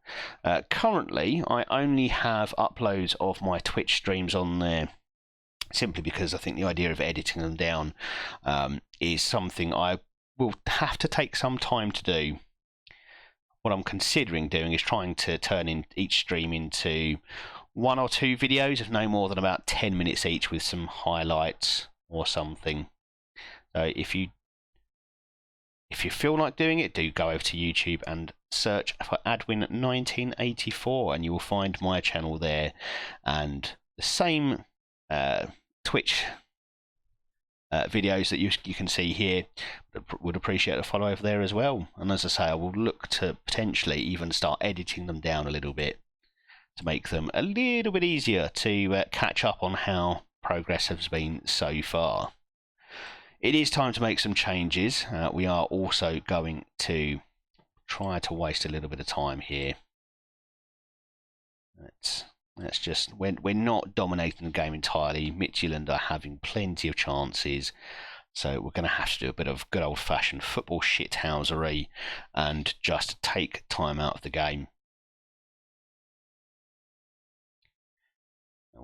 I say we're going to make some changes. We're fairly limited on what we can do, but what we'll do is we'll get Colombo here on. Diamande can come back into midfield.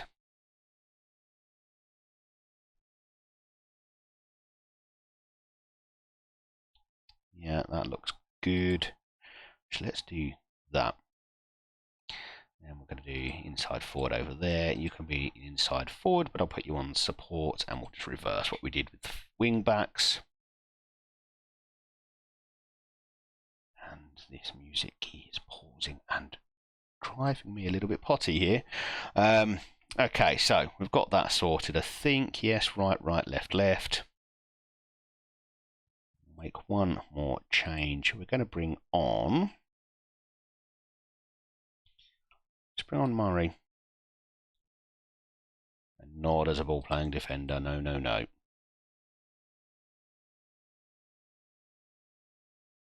I quite liked what I saw from Murray in his first game for us. No, this is a terrible version of this song.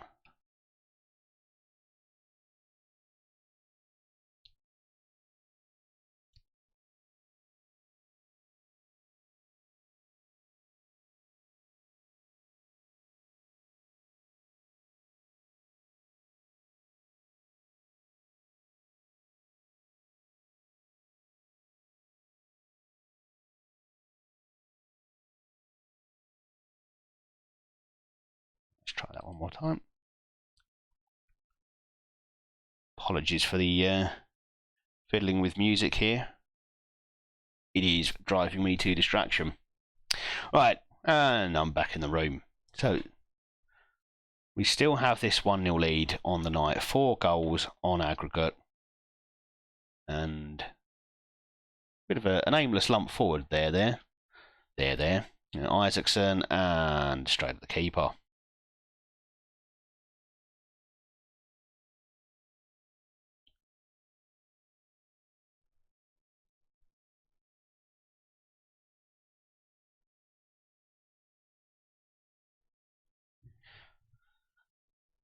A lot of the stats have looked quite even, but XG has us well ahead tonight. So I should take this as a fairly good performance, and we're creating more. Isaacson, I think, has actually played quite well tonight. And Sarmiento gets the second on the night, the 5th of the tie, and that should wrap it up. It does wrap it up, of course it does, should. Got to show more confidence in my team. Even we can't throw it away from 5-0 up with 5 minutes to go.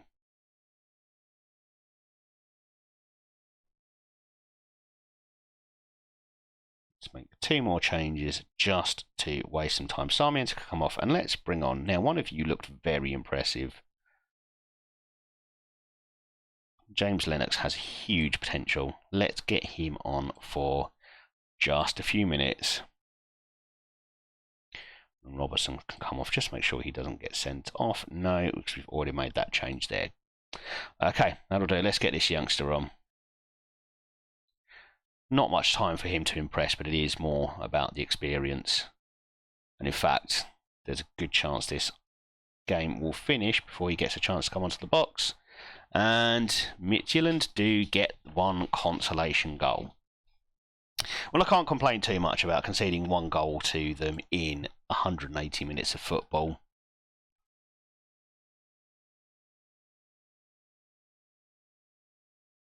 And Lennox is on the pitch. He does get his Champions League debut for Rangers. And I mean, he's a 5-star potential player, so I'm sure we'll be seeing more of him if we do stick around in Scotland.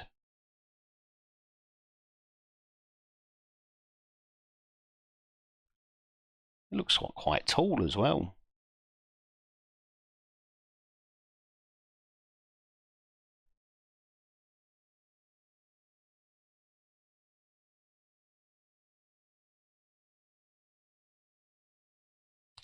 And a red card at the end of the game for, well, I mean, no real reason. It was a completely unnecessary challenge. The game's over. No need to go throwing yourself in there like that, but there you go. So Lennox, how tall are you? 5'7". That didn't look at... That player on the pitch did not look 5'7" to me. Okay, well, that's it. That is us. That is Rangers into the Champions League group stage, and we can look forward to a bit of group stage money, I think.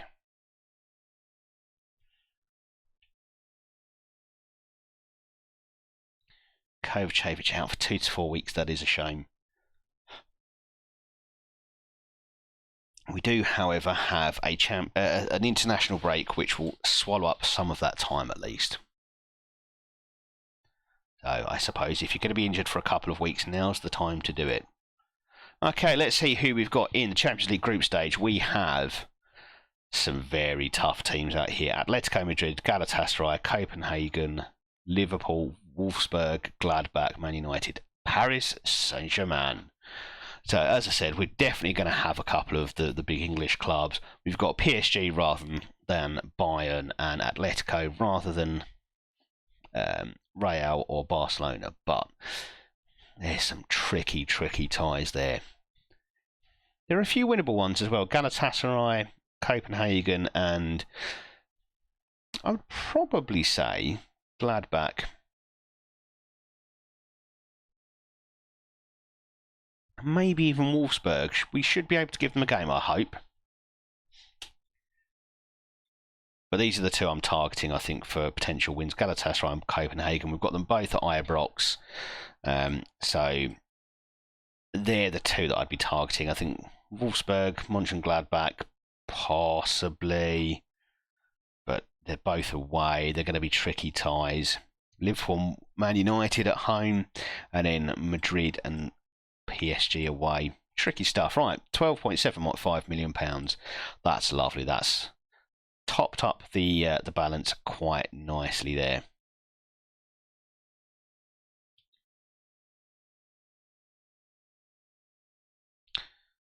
Okay, what have we got coming in here? Transfer offers 4. Is that for Bo? Okay, let's have a look. What are you offering? Yeah, okay. I'm going to accept that. Yeah, I'm also going to accept that. I will accept that. I think I'm probably going to accept this one as well. Indeed. Right, okay, so looks like Bo Stair is going back out on loan. Which is fine. He's still got a little bit more development to do. But when he comes back, he could well play a role. I think the big point here for me though is that he's 6 foot tall, and his jumping reach isn't amazing. He's also not quite technical enough to be a ball playing defender, which means that there are better options ahead of him. So depending on how things go with him, there's a chance he won't come to us. Now, I am going to, as I said previously, I'm actually going to get those B squad players up into the first team so I can have first dibs on them. I think Dean Martin was one. Ross McIntosh. Bobby McDonald. Oliver Allen should probably be one as well.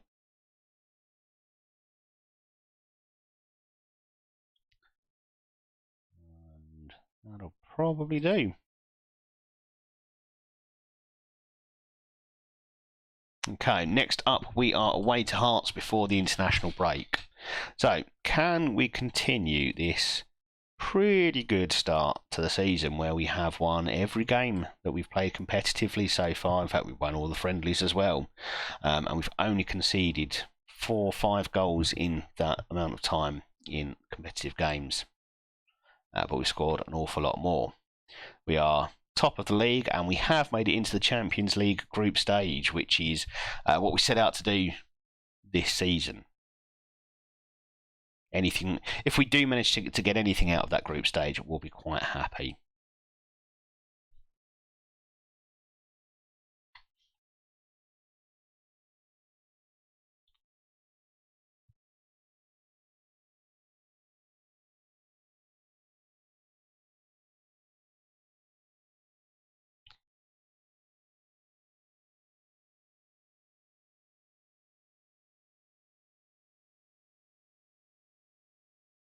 Okay, we've pleased the board with qualification in the Champions League, which is excellent.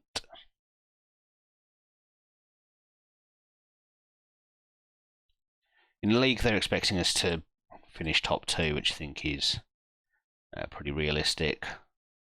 I'd go further and say that we should be putting ourselves in with a decent shout of winning the league.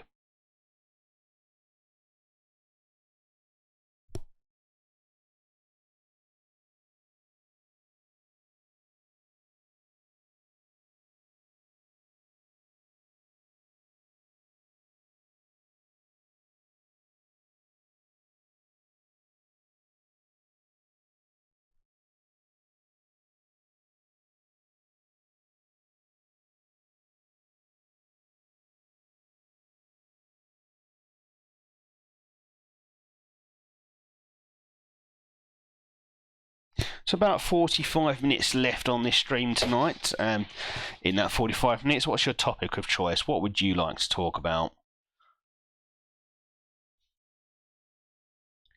You can test my knowledge on things I know nothing about if you like, such as Premier League football, or just football in general.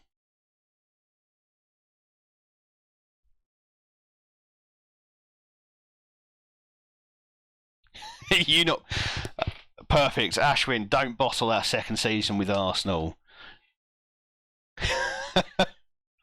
You started well though. First game of the season, 4-0 win against Man City. If you've gone any deeper into the season than that.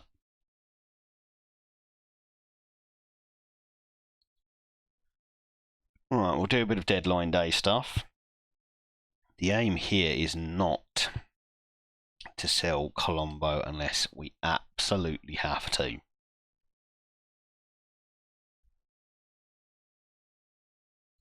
We do need a goalkeeper.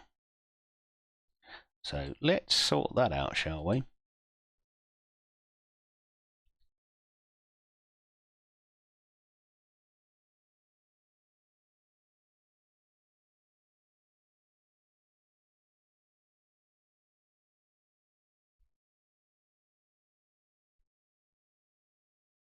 Ended on a high. I don't blame you. You've had a bit of a time of it with Arsenal.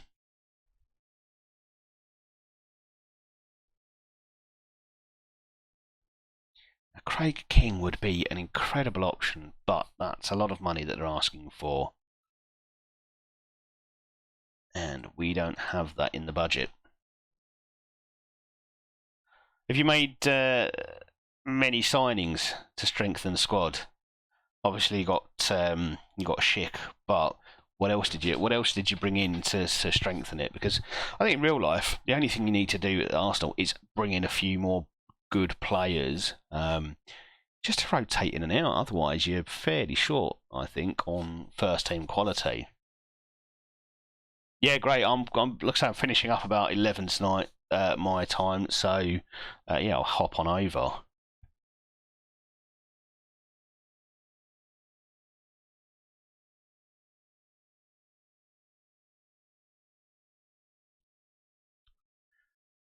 Now, do I want to pay £1.8 million for a backup goalkeeper? He kind of ticks all the boxes. He's homegrown in Scotland, homegrown at Rangers, in fact. Could do a job. Not got anything that says you won't ever come back to Rangers, have you? No. Or do I see if I can bring in Craig King, who, I mean, yeah, he's got the potential. He really has. He's only 5'9". Then let's not even look at. He's not a goalkeeper. 5'9" as a goalkeeper. Someone should have said to that poor boy that you just can't make it. Go be a striker. Go be a fullback. Ideally, though, actually go be a winger. You want to be forward on the pitch, somewhere where height doesn't matter. 5'9" goalkeeper. Have you ever heard of such a thing?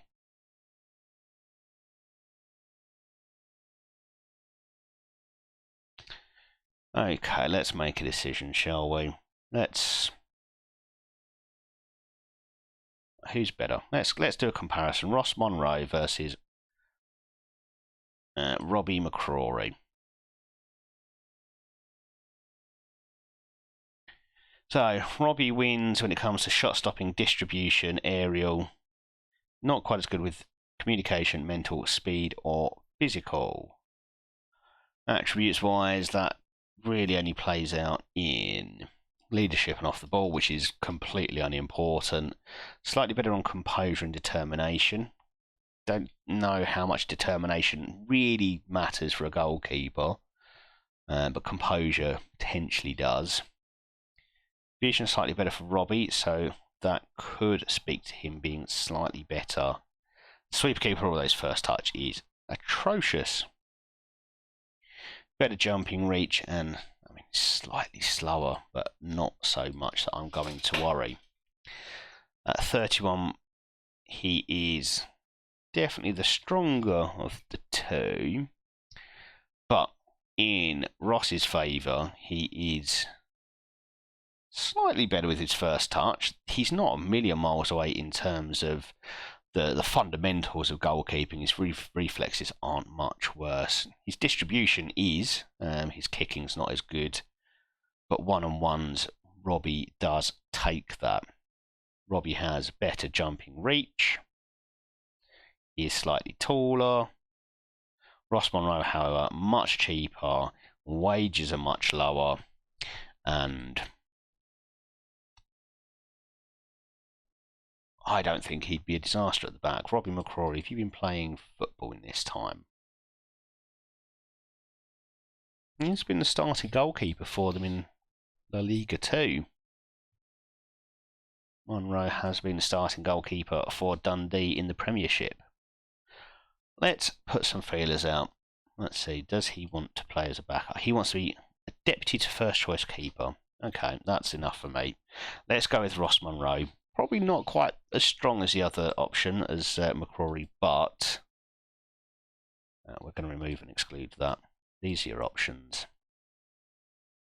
Okay, I want more money because I'm not letting them sign a keeper. That's fine. How does that sound? Excellent. We'll do that. Yeah, Robbie McCrory is probably slightly better player, but older, and his wages were likely to be significantly higher. So let's go for the cheaper option, and one who has been playing in Scotland recently on a regular basis.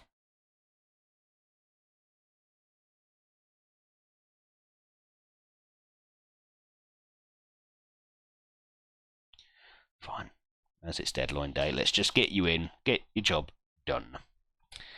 And that is our squad complete then. Unless something miraculous happens.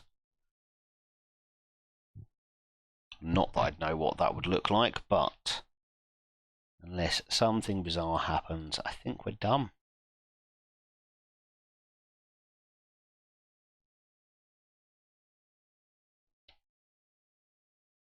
We will have a quick look and see whether our scouts have found an impressive striker who is as good as Colombo and cheap and young, and basically if they found me a unicorn, I will consent to selling Colombo, but I very much doubt they're going to have found that player. 2 near matches, age 28 and 33. I mean, Ollie Watkins would be quite an interesting one. Jorb Vertessen, more of a winger than a striker from the look of things.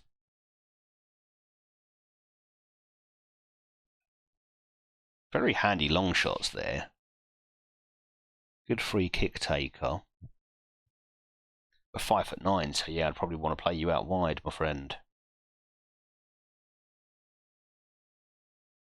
And then Fabio Silva.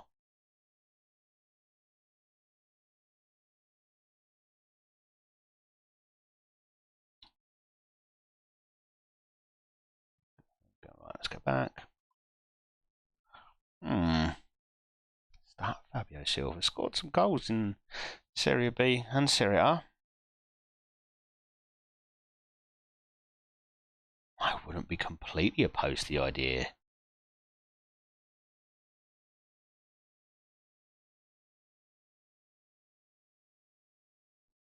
He's got Colombo beaten a number of areas here. £13 million minimum fee release clause. We'll see how that goes, shall we? Yeah, Yilmaz is going nowhere. And that is Monroe in to complete the squad. Now, if we get another offer for Colombo, I think we try to negotiate and get as high a price as we can before we immediately go out and try to bring in Fabio Silva instead.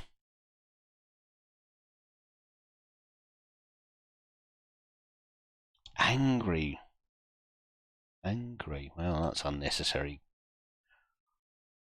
Very emotional fan base I've got here at Rangers. They're angry that I've brought a backup goalkeeper in. Well, what can I do?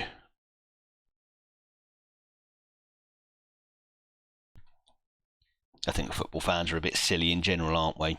I do include myself within that.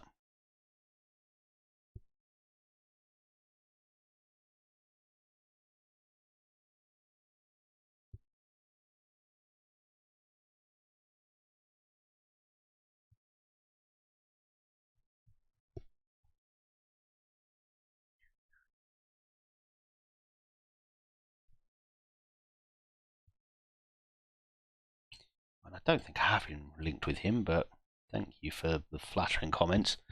Ashwin, do you have a team in Holland that you support as well as supporting Arsenal? And would it be Ajax by any chance? I'd say that based only on... there we go. Only on the fact you had that save with the 98-99 squad, which is probably one of the first Football Manager, back when it was Championship Manager, games that I played. That squad was probably one I knew very well.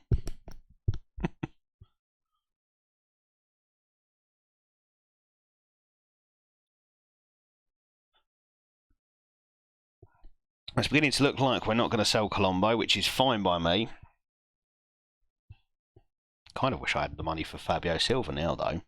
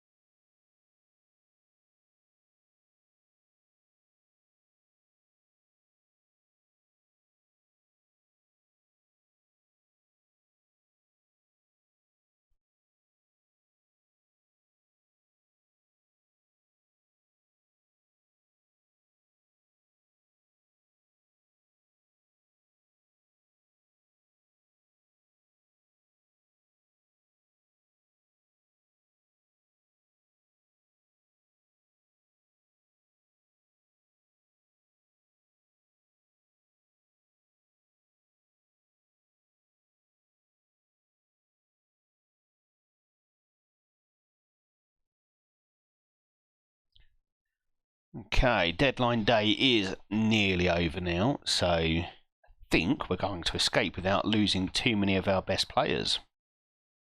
Or any of them, in fact. 1 hour to go. We are very unlikely... Well, we're definitely not selling anyone now because we won't have time to complete any sales in any purchases. So that is our deadline day done with. Very, very quiet for us, and hopefully just what I need. We did bring in Munro as our backup goalkeeper, which I'm utterly fine with. That's about all we needed to do. And he should be able to go straight into the Champions League squad. Yeah. Still has us maintaining all of the registration rules. And it just means that players like Terry Small do unfortunately miss out. As does Cozier Dubry. Both of whom are very, well, still unhappy about it. But unfortunately, just can't do anything about it. So in a game between Ajax and Arsenal, who are you supporting?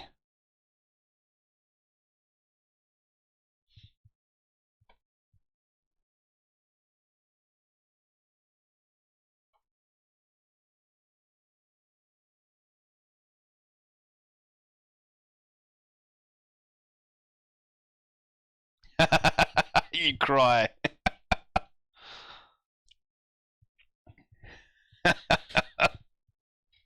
Oh, that's a great response.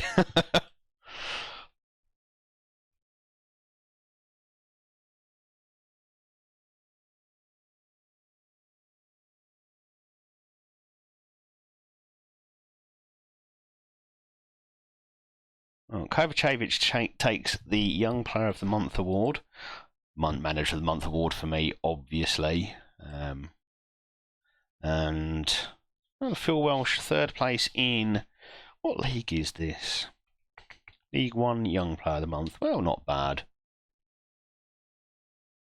When was the last time Ajax and Arsenal played each other? I feel like there's got to be a couple of European encounters in fairly recent memory, hasn't there?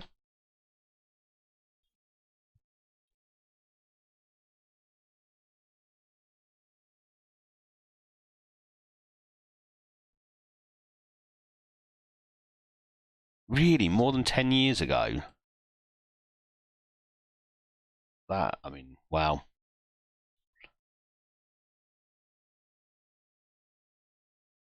And Ajax haven't always made the Champions League, have they? In the last decade, I suppose there's a fair amount of luck needed for the two of them to end up in the same Champions League group.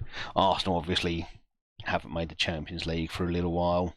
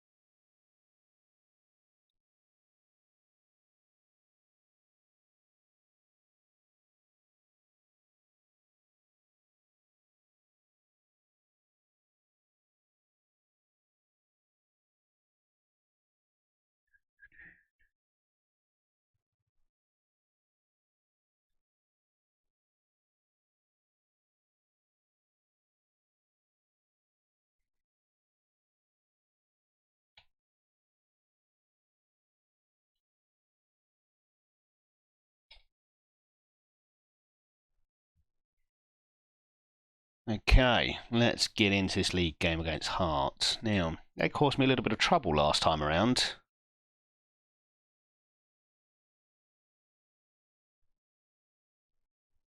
"2005, wow. So nearly 2 decades ago.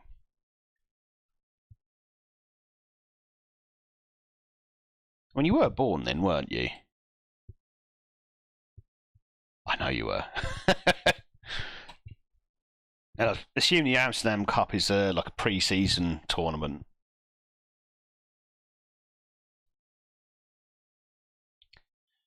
Okay, so I think we're going to go with Lewis Payne again. I think he seems to be edging ahead in the first team stakes.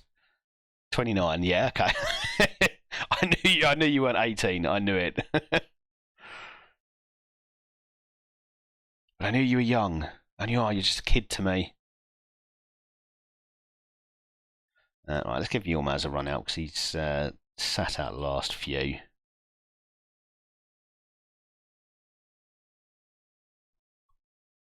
Raskin and Yates, I think, are my two choices there. Actually, let's get Shackleton a game. I feel like I've neglected him, although kind of.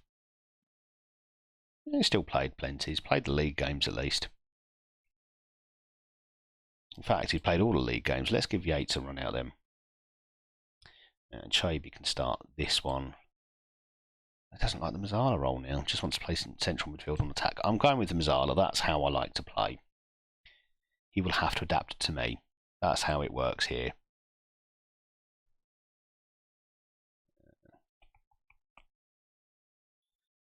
Now let's get Sarmiento on the left, and on the right we can have Cozier Dubry. So let's give Isaacson.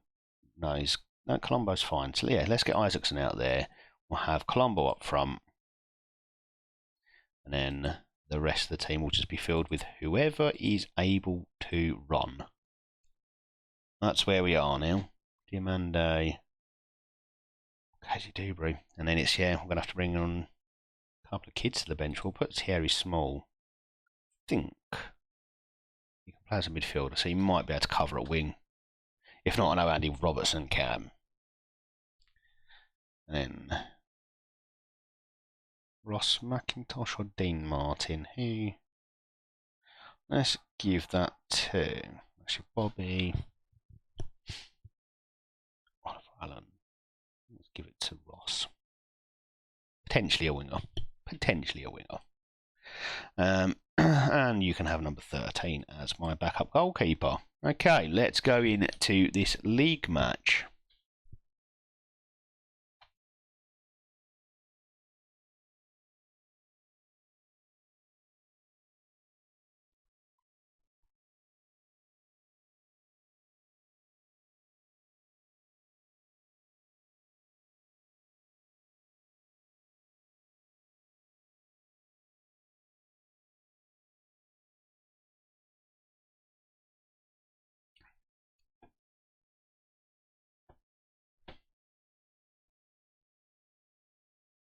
Let's get our league table up.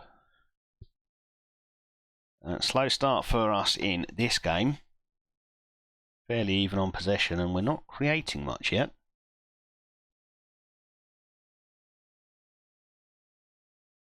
Payne does break beautifully down that right, and Colombo gets up ahead of everyone else, but can't quite keep it down.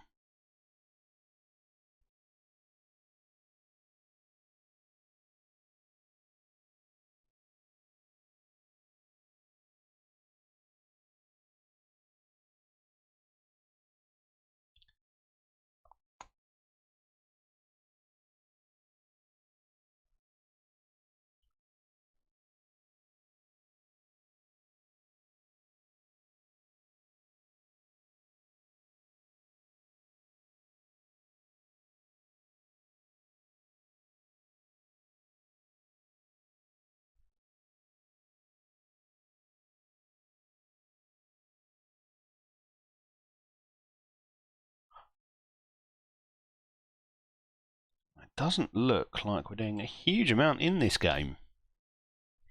Seem to be finding our way in, and that's a good save there, although Colombo is offside.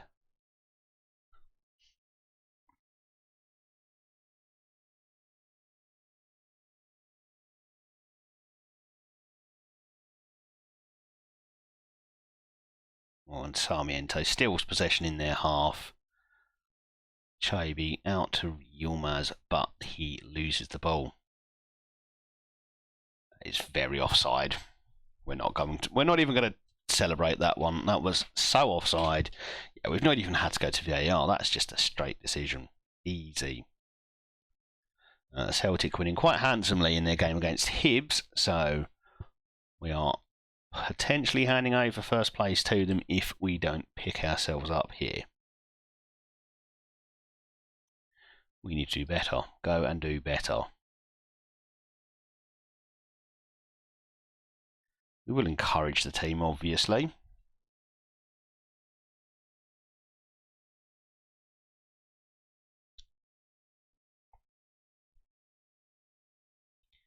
Sadly, today Sarmiento doesn't seem to be getting into the game and is looking quite tired already.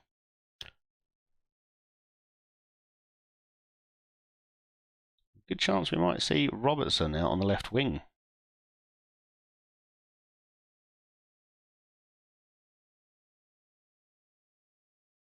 Isaacson now with a chance to get it in for Colombo, and we've hit the post. It has come back out to Isaacson, who loses the ball. We're recycling it in midfield, out to Payne now. And that will be the end of that move, I'm sure. Okay, let's get Sarmiento off. He's tired, he's not playing well. So, let's bring Diamande on. I forgot we had him, if I'm honest with you. We'll do that. And Lewis Payne is exhausted as well, so we'll bring on Samwaz. Ryan Yates hasn't played well, so we'll bring on Shackleton. We'll make a raft of changes. We do need to do something differently in this match. Okay, we'll encourage them again.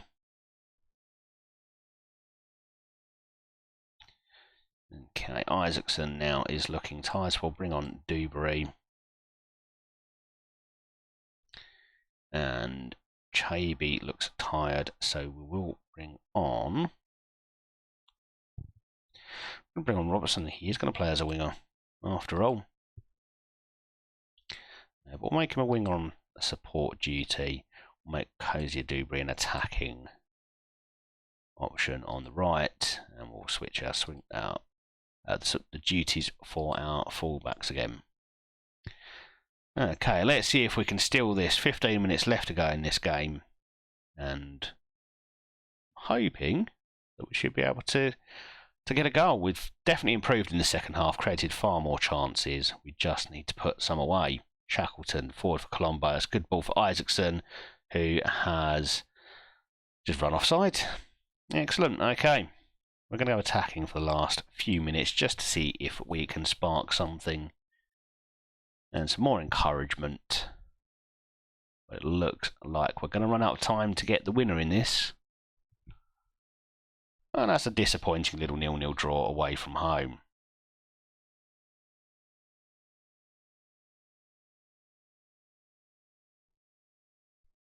Well, that's really disappointing. It is only one game, however, and we'll have plenty of time to make up the 2 points we've dropped to Celtic. We're not panicking just yet.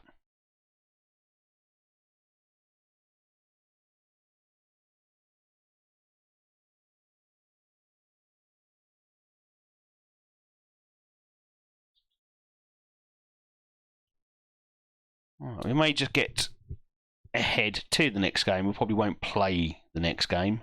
We'll see how long it takes us to get there, but that may have been the last game of the stream. And we'll just get through this international break and then get up to the next game and call it a night there, I think. Let's not be talking about deals. No, we're not selling to anyone outside of the transfer window, thank you very much.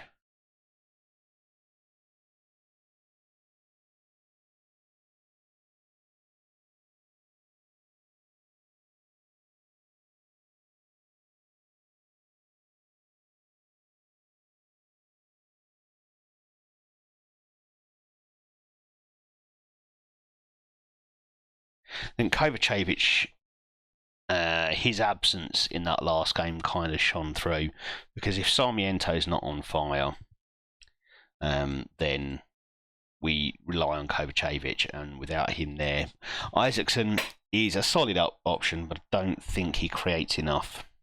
That's why I think he's better as a striker. He's not very creative. Right, I'm going to reject that offer because Bobby McDonald is kind of important for us at the moment, even if it's just as a bench filler in the Champions League. But he could be a decent squad option. He has got 3-star potential, so at least puts him on a par with the likes of Shackleton and Ryan Yates and Shaibi. So I'm not willing to just sell him off like that. I better make those boys available for the B team, hadn't I?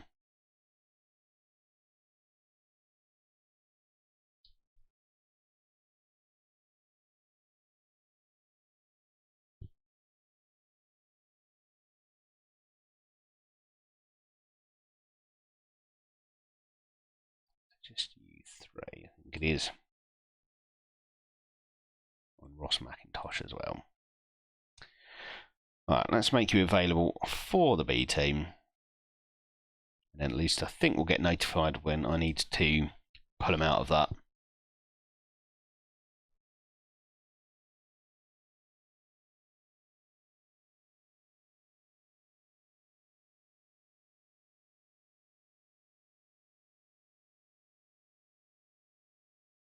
We've got a bit of lagging going on here. There we go.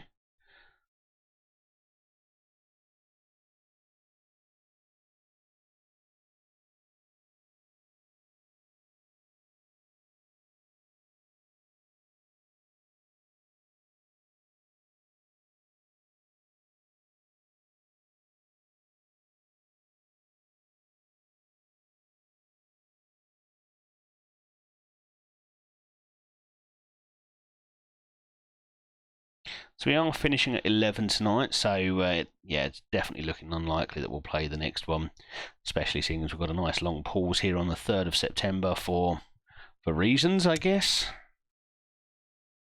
Perhaps there's matches going on, or even, I guess, transfer deadline day elsewhere. I think Scotland tend to finish their deadlines a little bit early, don't they?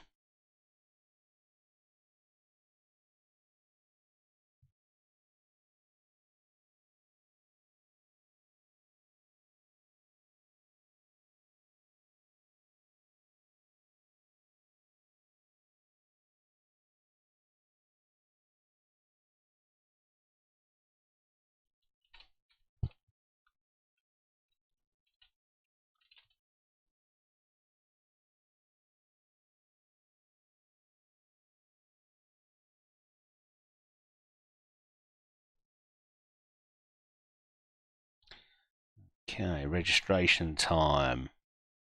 So Monroe comes in, and I think that's it. Terry Small, still no way to get him into the squad. And the same for Cozier Dewberry there. That's about all we're able to do.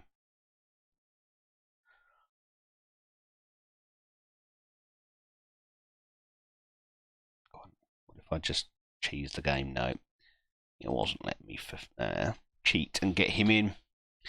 Okay, right, that's the squad. Let's see if we get 2 unhappy players knocking on my door in a moment.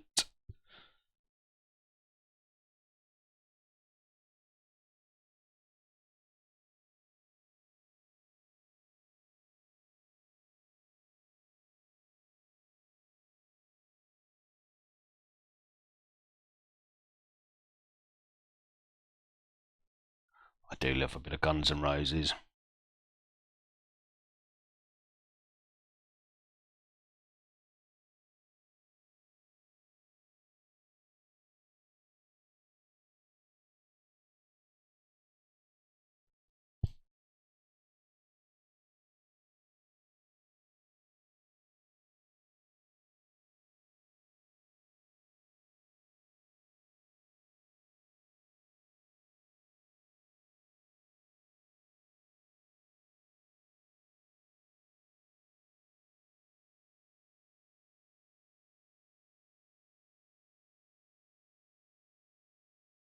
I think it's fair to say I've got some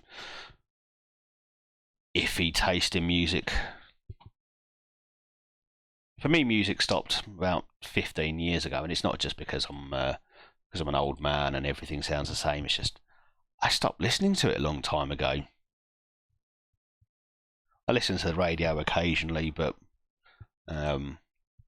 mostly like breakfast show stuff that doesn't have a huge amount of music going on. And then I'm working, so I'm not really listening.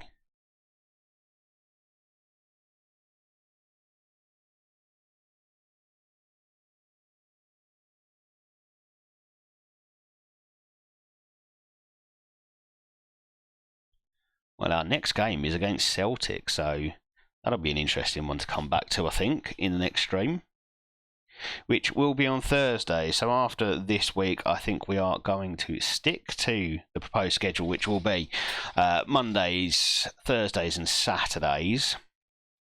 That will be what we attempt to stick to going forward.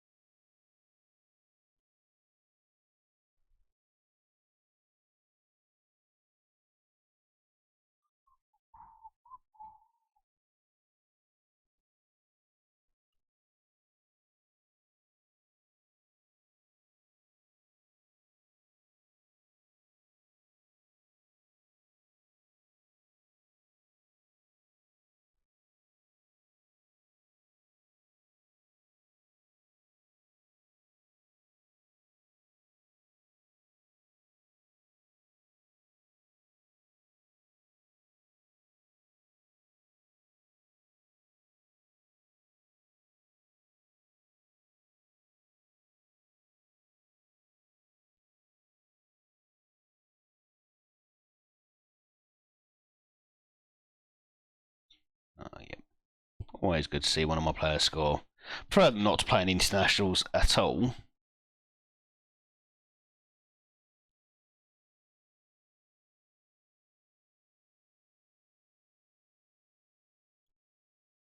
Just because the number of times I seem to lose key players to international injuries is it's painful.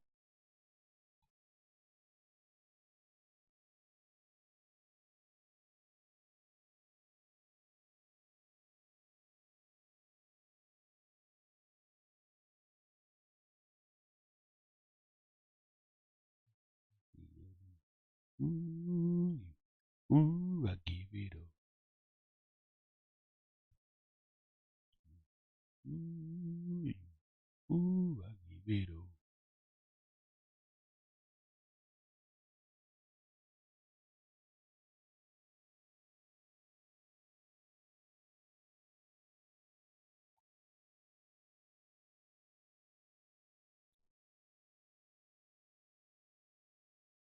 we are getting into the final stages of the stream.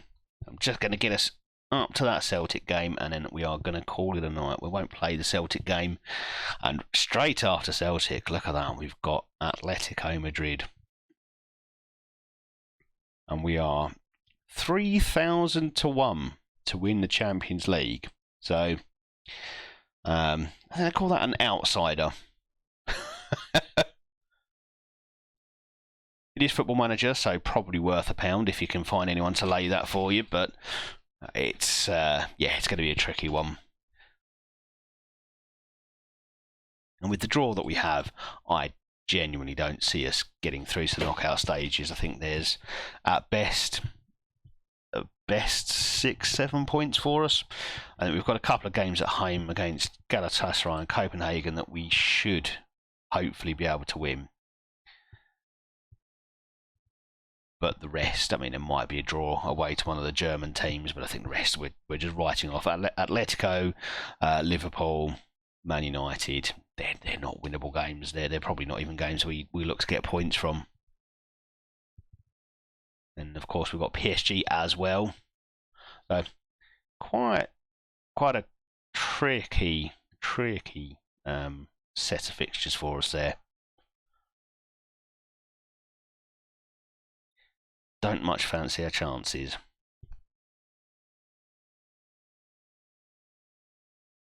But who knows? Who knows? It will be our first time actually in the Champions League in this save. We have only gone so far as the Europa League. We did manage to get to the semi-final of the Europa League with Rangers last season before losing out to Tottenham, who did go on to win the competition last season. So I feel like we gave ourselves a good showing. We did ourselves proud, beating a couple of difficult teams along the way, Atalanta being one of them. So certainly performances we'll be proud of. And obviously in this, Celtic are there as well. It'll be interesting to see how we all get on.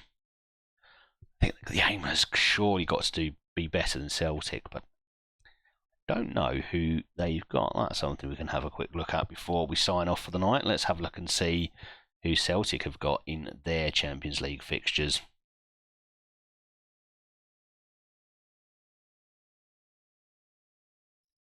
So I think this is based on coefficient, isn't it? That's what separates teams.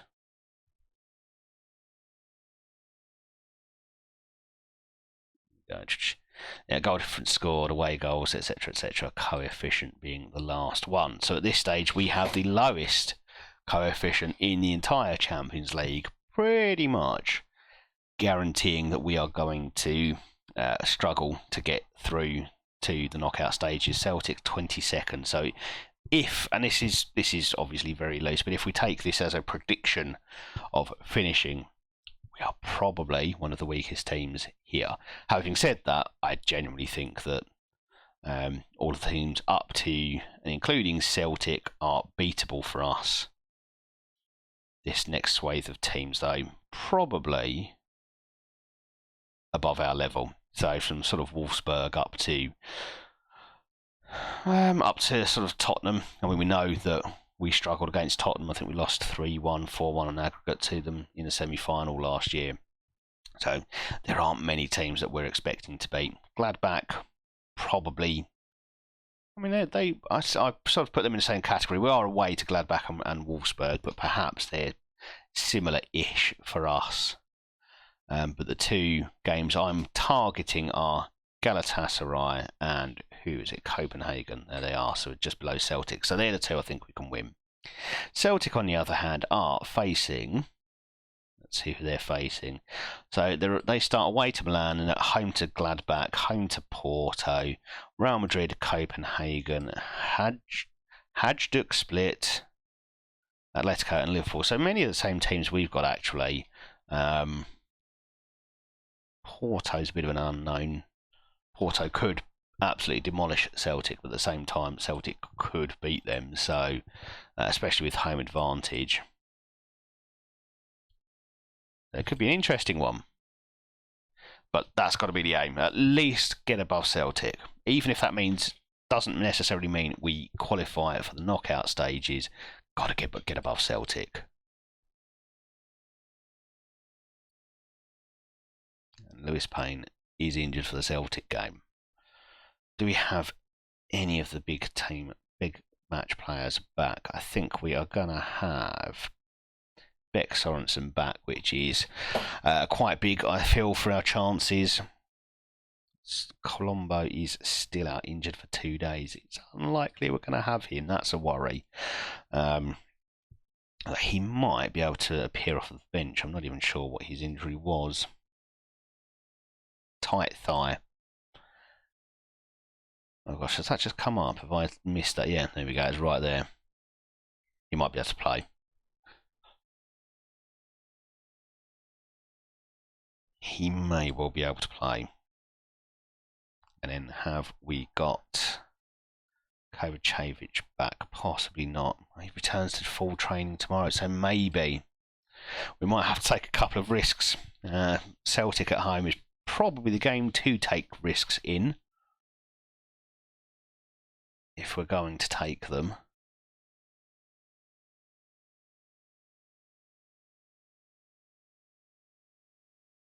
Okay, can't say well done to you for training yet. You've not been with me long enough, apparently.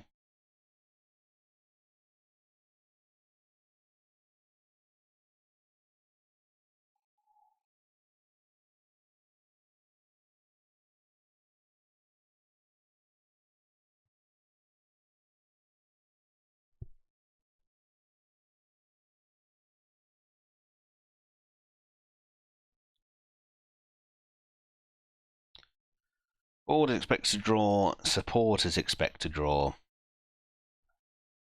Personally, I think they are pessimists. We're going for the win.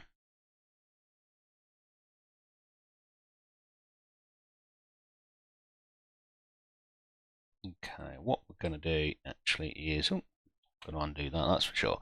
Right, we're going to pick the team, I think, for tomorrow. And we will go with Samwaz. I mean, Piatkowski, you much of a fullback? No, so we'll go with Samwaz, who's quite good at getting forward. We'll go for Piatkowski and Beck Sorensen as our 2 centre-backs. Yeah, you can play good. Left back, we're going to go with Andrew Robertson, certainly a big game player. We'll have Raskin, Yates, and Diamande.